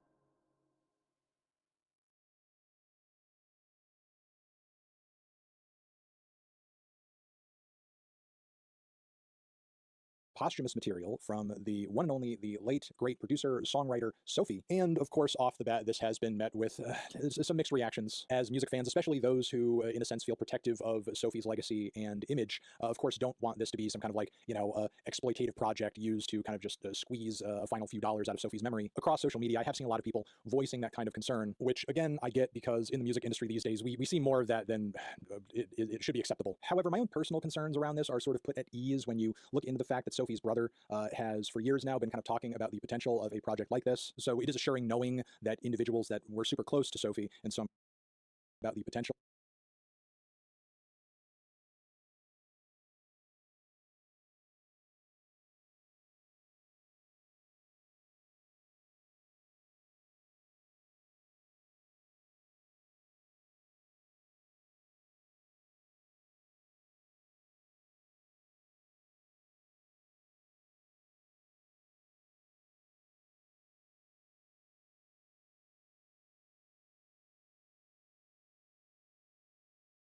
of a project like this. So it is assuring knowing that individuals that were super close to Sophie in some form or fashion and have a lot of investment in making sure a project like this sounds good and comes across as flattering to Sophie's memory, those are the kinds of individuals who should be involved in such a project. And again, the fact that discussions about this very thing have gone back for quite a few years now, it is assuring to know because obviously this record is not something that's been just rushed out in a matter of months, or that a bunch of random songs that were just left over are being just thrown together casually and released without a second thought. If that was in fact the case, I think a record like this would have come out a lot sooner than what we're seeing here. If you're really seeking to only simply maximize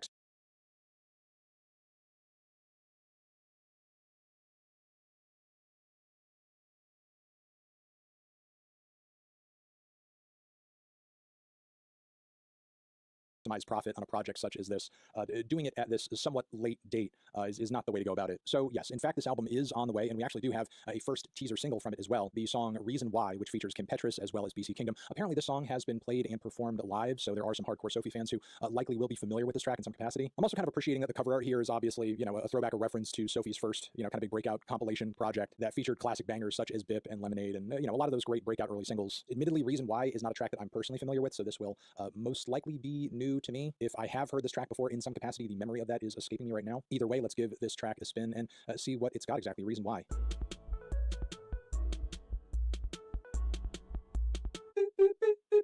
Okay, cool. Coasting out on a chill ending there. The Kim Petras feature was not as hard-hitting as I hoped, but I still liked the direction this track went in overall. Vibes were immaculate. I kind of feel like on the song we were getting the deconstructed club, but without the deconstruction. We were just getting the club. There were a lot of elements from the percussion to especially that, that little synth lick that was playing throughout the song. That, again, felt very familiar, very reminiscent of a lot of material from that original product record, but there was something about it this time around that felt a little more confident, smoother, slicker, a bit more of a sheen on everything production-wise that was happening here. But it was a bit more mature, because as great and as thrilling and as vibrant and as crazy and as chaotic as a record as product is, it's also very messy, it's also very amateurish and rough around the edges, but in all the right ways for sure. This seems like it has a bit more of a steady hand guiding it, and a record of stuff that goes in that direction could most certainly be interesting from Sophie. With this track between those synths, between the beats, between those driving kicks, the way that sort of builds up toward the end, Sophie was rounding out with a lot of those classic dance music tropes behind this thing, with a lot of clarity and I would say comfort in this feeling that I've sort of experimented and abstracted with this sound and this style for so long. Let me try to do something in it that feels a bit more formal and true to the original essence of what I'm inspired by, which is often a cycle and a trajectory that we see a lot of electronic music artists go in these days, Daft Punk or otherwise. But yeah, I felt like this was a pretty decent track overall, and sounds certainly good enough to release. I mean, those pitched little vocal chops across the track are catchy as hell. The production and mix sounds good, and again, given just how long this thing has presumably been in the works, it doesn't sound rushed or just kind of thrown out there casually. And fingers crossed that pretty much every track on this upcoming project follows suit with that. Because again, hate to be cynical here, but we do hear way too many posthumous records that pretty much go down that path. But there you go. Those are my thoughts on this forthcoming record, as well as Reason Why. Have you heard this track? What do you think of it? Let me know in the comments. I'm sure you will. Over here next to my head is another video that you can check out. Hit that up or a link to subscribe to the channel. Anthony Fantano, Sophie, Reason Why, forever.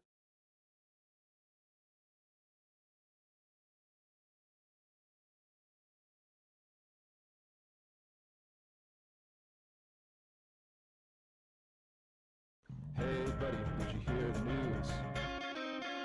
It's track reviews. Hi everyone.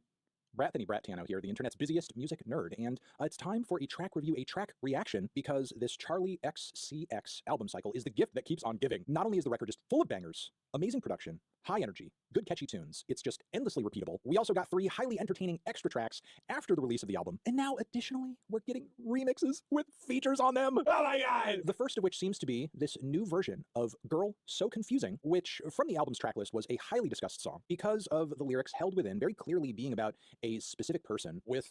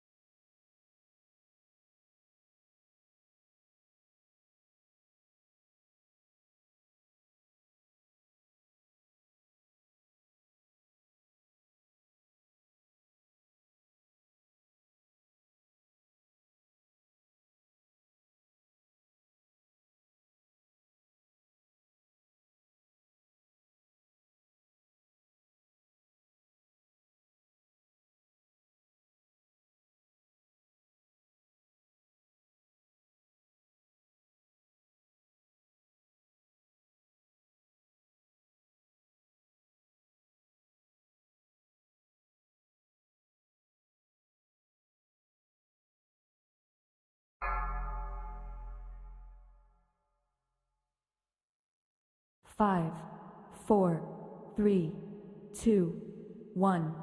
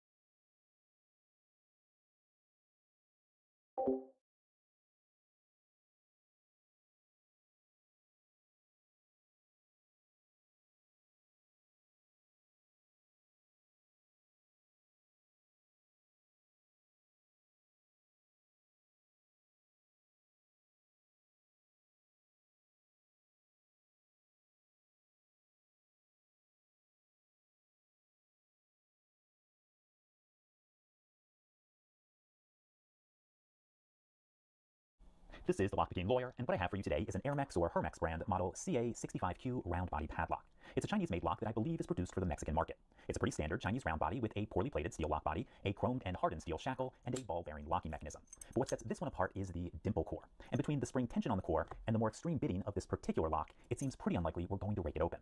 So the question arises, how would I open this with my everyday carry picking tools? And I think that's important because picking skills really don't mean much unless you have the tools that you need when you need them. So what we're going to do is take out my riv pick from the Covert Companion, and we're going to use the short hook as an improvised dimple flag. Okay, we're using the 50,000 stick Turner, and let's get out that short hook. Okay, let's see how this goes. 1, 2, 3, 4 is binding. Nice click out of 4. Nothing on 5, back to the beginning. Nothing on 1, 2, 3 is binding nicely. Nice click out of 3. Nothing on 4 or 5. We should be pretty close. 1, 2 is binding. Nice click there, and we got that open. Okay, folks, obviously it's not that tough a lock to pick through, but this one at least did require some specialized skills. In any case, that's all I have for you today. If you do have any questions or comments about this, please put them below. If you like this video and would like to see more like it, please subscribe. And as always, have a nice day. Thank you.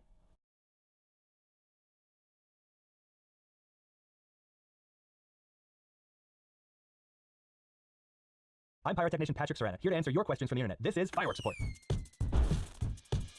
At ActilFN asks, how do fireworks go up? Do you have a small fan underneath? What's up with that? No, fireworks don't have a small fan that's underneath them. What they do have is a lift charge. So when you put the firework into the tube, the first thing that ignites on the bottom is the lift charge, which sends the firework up into the air, and then it explodes once it reaches its maximum altitude. Typically, a firework will go up 70 feet per inch of shell. Professional fireworks displays could be either 3-inch, 4-inch, 5-inch, or 6-inch. So if you have a 3-inch firework shell, it'll go up 210 feet into the air, and that's determined by the lift charge inside of it. There's other methods of putting the firework up into the air these days. Disney's using pneumatic or air devices to blow the firework up into the air instead of using an actual explosion. So that cuts down on a lot of the smoke that you see during the firework display. At B. Aaron asks, I wonder how fireworks are designed. I have a model here. This is a cutaway model of a large display shell. The first thing that happens is the lift charge explodes, which creates a lot of gas and fire and pushes the entire shell out of the tube. At the same time the lift charge gets ignited, the time fuse starts its path up towards the burst charge. Now, depending on how big the firework shell is, that'll determine how long the time fuse is before it gets all the way up to the burst charge, which then will explode the firework shell in the sky. This is an example of a smiley face shell. They lay the stars in a pattern to create exactly what shape they want, and then when the shell goes up into the sky and it bursts, those stars spread outwards. Now, this is why you don't always see the smiley face perfect. Because it's a round ball that's traveling through the sky, you might see the firework upside down, you might see a straight line like this, or if you're lucky, you might actually get the full smiley face. At Athena Bread asks, why do fireworks smell so gross? So I think that would be a matter of opinion. If you asked myself or other pyrotechnicians, I think we would say, he who has smelt the smoke is never free again. And that smoke mainly contains sulfur. The sulfur is one of the main components in black powder, which consists of potassium nitrate, sulfur, and charcoal. Without the sulfur, the black powder wouldn't be able to burn as rapidly, and it would more fizzle out rather than create a rapid explosion of fire. When the sulfur burns, it creates a chemical called sulfur dioxide, which produces that nasty rotten egg smell that you're smelling. At Johnny V453 asks, how do electronic firing systems work for firework displays? So, electronic firing systems have 3 main components: the remote, the module, and the igniter, or the EMatch. The modules will go out in the field near to the fireworks. They can be either wired or wireless. They typically go about 9 feet from the fireworks themselves because that's the average length of an EMatch. Each terminal will represent a different firework that will go off. So this terminal might go at the 3-second mark of the show, but this terminal might go for the finale. When the button is pressed on the remote, the signal will go to the module, then igniting the end of the electric match tip, which will then ignite the firework. Electric matches have a special chemical composition on the end of them that when voltage goes through them, it creates a bright flash and spark, which ignites fireworks. There's also a protective shroud that usually goes over the match tip because they're friction sensitive to make sure that you don't accidentally have an issue where it'll ignite due to friction, igniting your fireworks prematurely. Now, electronic firing systems can work in 2 ways. You can either do it manually, where you press one button at a time and each fire will go off, or you can choreograph it on the computer. At Bainton Ward asks, fireworks shows are so funny because like for the first few minutes you're like, whoa, that's cool, and then for the next 10 minutes you're like, so that was the finale, right? And then it keeps going. So to capture the audience's attention in a professional firework display, we like to build in little sequences into the display that create false finales or mini finales, and then we continue with the body of the display until we reach the actual finale. One of the ways we do that is with choreographing software to ensure that you don't have any dead air, or what we call sky puke, is where you have too much fireworks in the sky. The lines along the bottom of the screen represent fireworks along a timeline. You could put down a musical track, and then each of the fireworks could be set off right at a certain beat or note of the song. So these lines show the height of the firework and where they will break. Certain fireworks will go up to 210 feet, others will go up to 280, 350 feet. This display is for a custom wedding, which was 2 songs long, so this one happens to be a 6-minute custom pyro musical. Finale 3D is the most widely used choreographing software for fireworks. This software can also be used as a simulation for customers. We can make a video of the fireworks ahead of time and then show it to the customer to see if that's what they want based on the music and the choreographing that we design. At Icicle76 asks, where are most fireworks made? There's one province in China where almost all the fireworks are made. That's where all of the black powder is sorted, that's where all of the casings are made, that's where all of your consumer fireworks and your display fireworks that you see on the 4th of July are packaged and processed before they're shipped out to other countries. At Dave from Up North asks, can fireworks only fire at a certain height, meaning you are safe to fly above and be safe? When you're doing a professional fireworks display, you do have to notify the FAA and you have to get a notice to all airmen, which is called a NOTAM. A NOTAM notifies the FAA and all planes flying in the area that there will be a firework display from a certain time up to a certain altitude. We'll also try to reach out to any pilots in the area and they'll warn us, hey, if you fire at us, we'll fire back. We do a lot of fireworks shows near Air Force bases. The Air Force might have flying maneuvers and stuff that they can't reschedule, so what we have to do at that point is pause the fireworks display, make sure that it's safely out of our airspace, and then we can resume the fireworks display afterwards. At Sci-Fi Ebooks asks, how do fireworks differ? The main component in fireworks is black powder. Black powder consists of charcoal, sulfur, and potassium nitrate, and this when burned creates more of an orange fire. Black powder has different consistencies. The finer black powder burns rapidly, and it's used for things like a burst charge in the sky where you need a big rapid explosion, whereas the coarser black powder would be used for more of a lift charge where you need a lot of fire to create the burst up in the sky. To create the reds, the greens, the blues, and the whites, you add coloring agents such as barium, strontium, copper. This is strontium carbonate. It's a coloring agent that's added to black powder. It's what's used to create the red color. Some of the more difficult colors to do are bright whites, which create a lot of magnesium, titanium, and this powder would be an aluminum powder, which creates the loud bangs and explosions in salutes or reports. A salute is just the bang that you hear. So aluminum is the main component in that, and it creates the bright flash and the loud noise. At Adgirl MM asks, remember that time when San Diego's entire fireworks show went off and was over in 30 seconds? Oops. Yeah, I remember that. I think a lot of people that were there agreed. It's definitely one of the most spectacular fireworks shows they've ever seen. Firing systems all run off of electricity.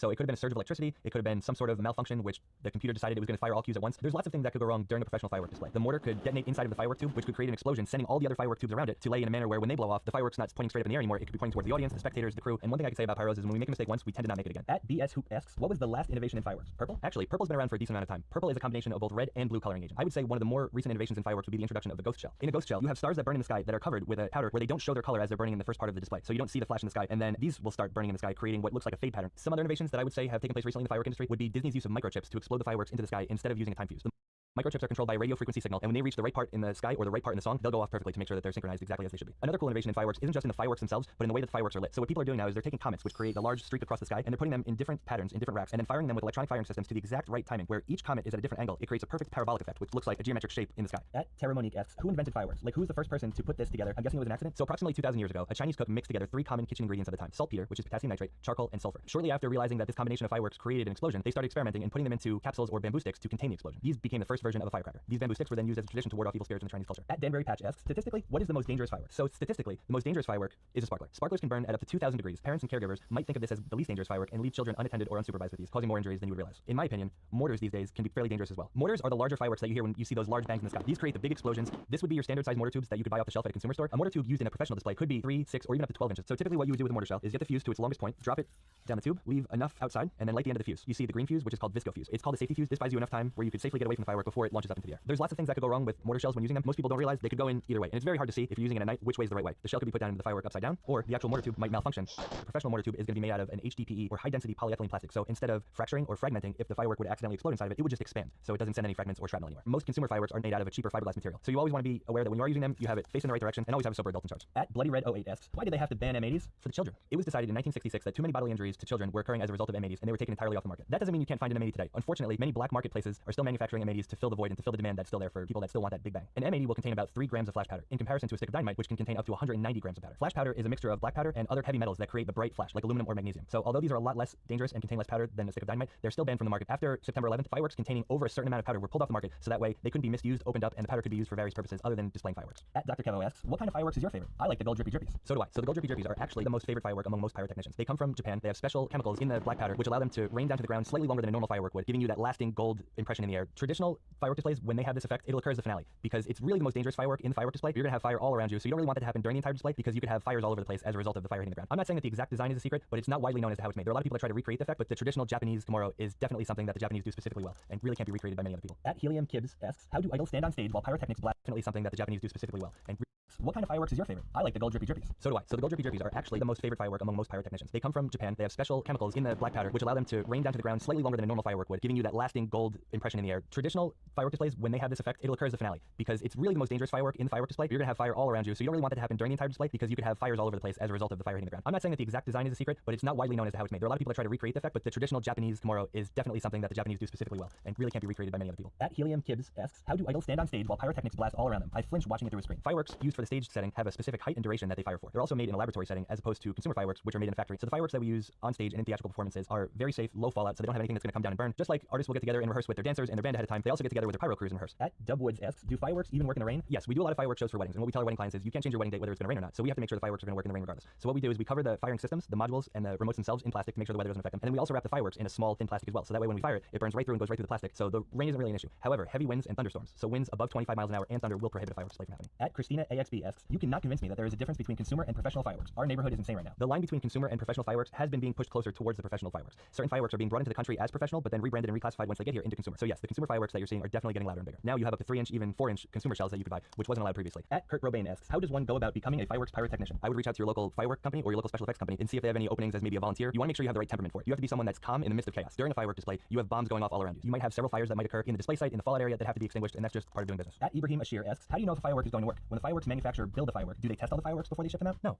Where do you think the term dud comes from? It's mainly a firework term. Part of the fun of fireworks comes in finding out whether it works or not. You have to make sure that you know what you're getting. Most fireworks have QR codes on them nowadays, so you can watch a video of what it is ahead of time, but make sure that you're getting a firework that's appropriate for the setting that you're using it in. Don't get a firework that's going to go up several hundred feet in the air if you live in an apartment and you're using it in your parking lot. At Artsy Honker asks, how does one safely dispose of a firework unused found in the shed? We don't want to set it off and aren't sure how old it is. Likely it's at least a few years old. Smaller non-aerial fireworks can be soaked and then double wrapped in plastic bags and put in your normal garbage. Larger aerial fireworks, you might want to reach out to a fire department and see if they can properly dispose of these fireworks for you. At Kim Winehouse asks, well, rest in peace to the Earth's ozone layer after tonight's fireworks. So yes, fireworks obviously are a combustion effect, and they do have some effect on the ozone layer. But when you consider volcanoes, all the combustion from all the airplanes and jets and stuff like that, there's definitely other stuff that are contributing to the ozone layer. Disney is actually the largest importer and user of fireworks in the country. There is a myth that the ozone above Disney is totally charged, which means that's probably why most people are getting a little bit more tan at Disney World than they are around the rest of the world, but there's no evidence to support that. At Sunflower Rose asks, why is South Carolina so obsessed with fireworks? Been in the state for 15 minutes and already passed 3 fireworks stores. There are certain laws in certain states that differentiate what fireworks can be used. For example, in California and New Jersey, we're only allowed to use what's called safe and sane fireworks, which are sparklers, fountains, and novelties. But other aerial states, such as Pennsylvania and South Carolina, could use the whole spectrum of fireworks: Roman candles, aerial cakes, mortar tubes, and likewise. So these are all the questions for today. Be safe out there, pyros. Keep all your fingers. This has been Fireworks Support.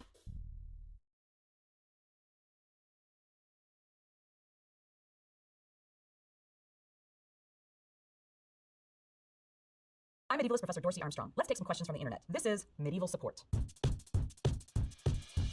Johnny V4538560 asks, what did medieval English sound like? A good shorthand way to figure out what medieval English sounds like is to take all vowels and pronounce them as you would in French, and pronounce every letter. The word for wife would be pronounced wief. The word for house would be pronounced hus. The word knight, knicht. Here is what the Lord's Prayer would have sounded like in Middle English, probably sometime in the 14th century. Our Father that art in heavenus, hallowed be thy name. Thy realm or kingdom come to be, and lead us not into temptation, but deliver us from evil. At Caffeinated Days asks, why was it called the Middle Ages? How do they know when the end was? The name Middle Ages was given to that period by people who came much later. And the middle that they were thinking of was the period roughly from about 500 to 1500, after the fall of the Roman Empire and before the Renaissance. Around 1000, there is an increase in population, and so we call this period in between, say about 1000 and 1300, the High Middle Ages. This is when the university system comes into existence. This is when those beautiful cathedrals are all being built. It really is a golden age in the medieval period. At Before We Kiss asks, wait, a Game of Thrones Red Wedding really happened? It's well known that George R.R. Martin borrowed liberally from medieval history. The Red Wedding itself is based on Scottish history. In 1440, the young king of Scotland invited the young leaders of the Douglas clan to dine with him. When you're invited into the feast hall, you dine with the king. The code of hospitality should maintain that no ill can come to you. And instead, they were betrayed and beheaded. Like in Game of Thrones, much of the contest over the throne has to do with rival factions that maybe to some degree or another are related to one another. George R.R. Martin took as his template for this the late medieval conflict known as the Wars of the Roses. You have the Lancaster cousins against the York cousins. And in the show, the Lannisters have a name that sounds very much like Lancaster, and the Starks with their one-syllable name, that name chimes nicely with York. work. As far as characters go, the mad Targaryen king would seem to be a pretty clear analog to King Henry VI, who suffered bouts of madness. Cersei Lannister very much resembles Margaret of Anjou, Henry VI's queen. Her son was probably not the son of Henry VI. Henry VI himself commented that he could not remember when the conception had happened and that it must have been a miracle. This, of course, seems to be very much like the situation with Cersei, whose children are not that of Robert Baratheon, but are indeed the children of herself and her twin brother, Jaime Lannister. At Stolie's Comrade asks, do I have narcolepsy or do I just have a natural sleep cycle of a medieval peasant? Sleep in the Middle Ages was very different from sleep today. People in the Middle Ages generally slept biphasically, which means in 2 stages. So there was what was called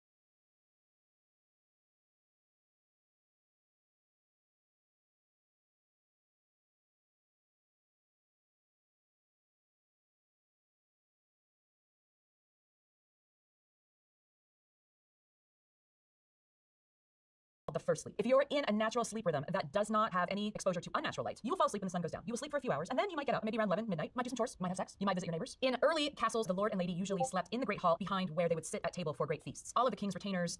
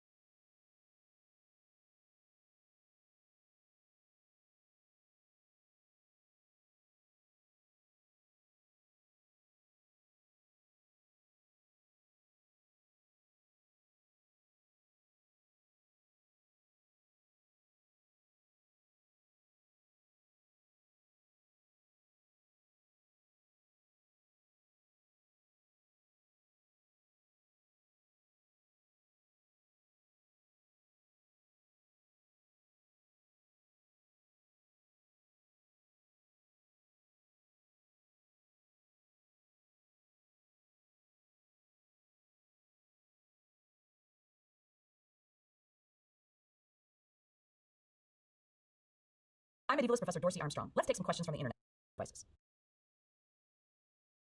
And this sleep would go until the sun came up and you would arise and get ready to do your chores or your work for the day. A screen separating their sleeping quarters from the rest of the hall, but there was not a ton of privacy. Then usually around 2 a.m. or so, you might enter what's called the second sleep. And this sleep would go until the sun came up and you would arise and get ready to do your chores or your work for the day. It's not until the advent of electricity and people are able to work longer hours and they need to compress their sleep into one single block that we see people sleeping, say, from 10 p.m. to 6 a.m. And that is not a natural cycle. At Rasus asks, honestly, why do medieval people have so many torture devices? What the f is wrong with those people? First of all, they did not have all those torture devices. Yes, they had some, but most torture devices you see came into use or were invented after the Middle Ages, or they're completely fabricated, especially by people in the 19th century, who for some reason wanted to imagine the Middle Ages as a time of savagery and barbarism. So by contrast, they seemed much more civilized. So for example, you might have the rack, that might be legit. There is no Iron Maiden. There is no Spanish tickler. There were no chastity belts. Any chastity belt you have seen in a museum is a fake. At Medieval Scholar asks, what is your favorite medieval castle? This is a tough question to answer because I have about 20. The top of my list is Windsor Castle. It is a great example of a motte and bailey castle. Basically, a motte and bailey castle has two parts. First, there would be an earthen mound. On top of that, you would build a keep. Below and in front of the keep would be the bailey section. And this is where all the activity of the household would happen. A motte and bailey castle also have another layer outside that enclosure, which would be a moat. If you are a knight in armor, the last thing you probably want to do is swim across the moat. The moat also prevents the enemy from tunneling under the castle walls to get to the keep. If the enemy forces push through the bailey, then everyone retreats into the keep. For the most part, a castle was defensive. It was not luxurious. There are, for example, no hallways in castles. Hallways come about with the advent of the palace, which is post-medieval. And because of this, there's really no privacy. At Shark3143 asks, did medieval kings ever just piss in the moat or what? Absolutely, and it's not just kings. Toilets tended to be a very, very small sort of closet that jutted out over the edge of the wall. Sometimes over the moat, sometimes just down to a courtyard, and some poor guy had to clean it up. These were also called garderobes. Garderobes means in French, a place to keep your robe. And if you hung your clothes in the garderobe next to all the ammonia sent from the urine, you were less likely to get mites and other creepy crawlies in your clothes. At Weezy814 says, could y'all imagine the swamp-ass people had during the medieval times? Yes, in the Middle Ages, you absolutely were smelling your neighbors much more than you are today. But it is a myth that they were completely unsanitary. Plenty of medieval cities had bathhouses where a caller would go through the streets announcing when the water was hot. In certain medieval communities like Strasbourg, if you were a civil servant, part of your salary went towards being able to use the bathhouse once a week so you could get clean. It did smell bad, there were open sewers, but it was not as bad as some people might believe. At Caveman Paints asks, how did humanity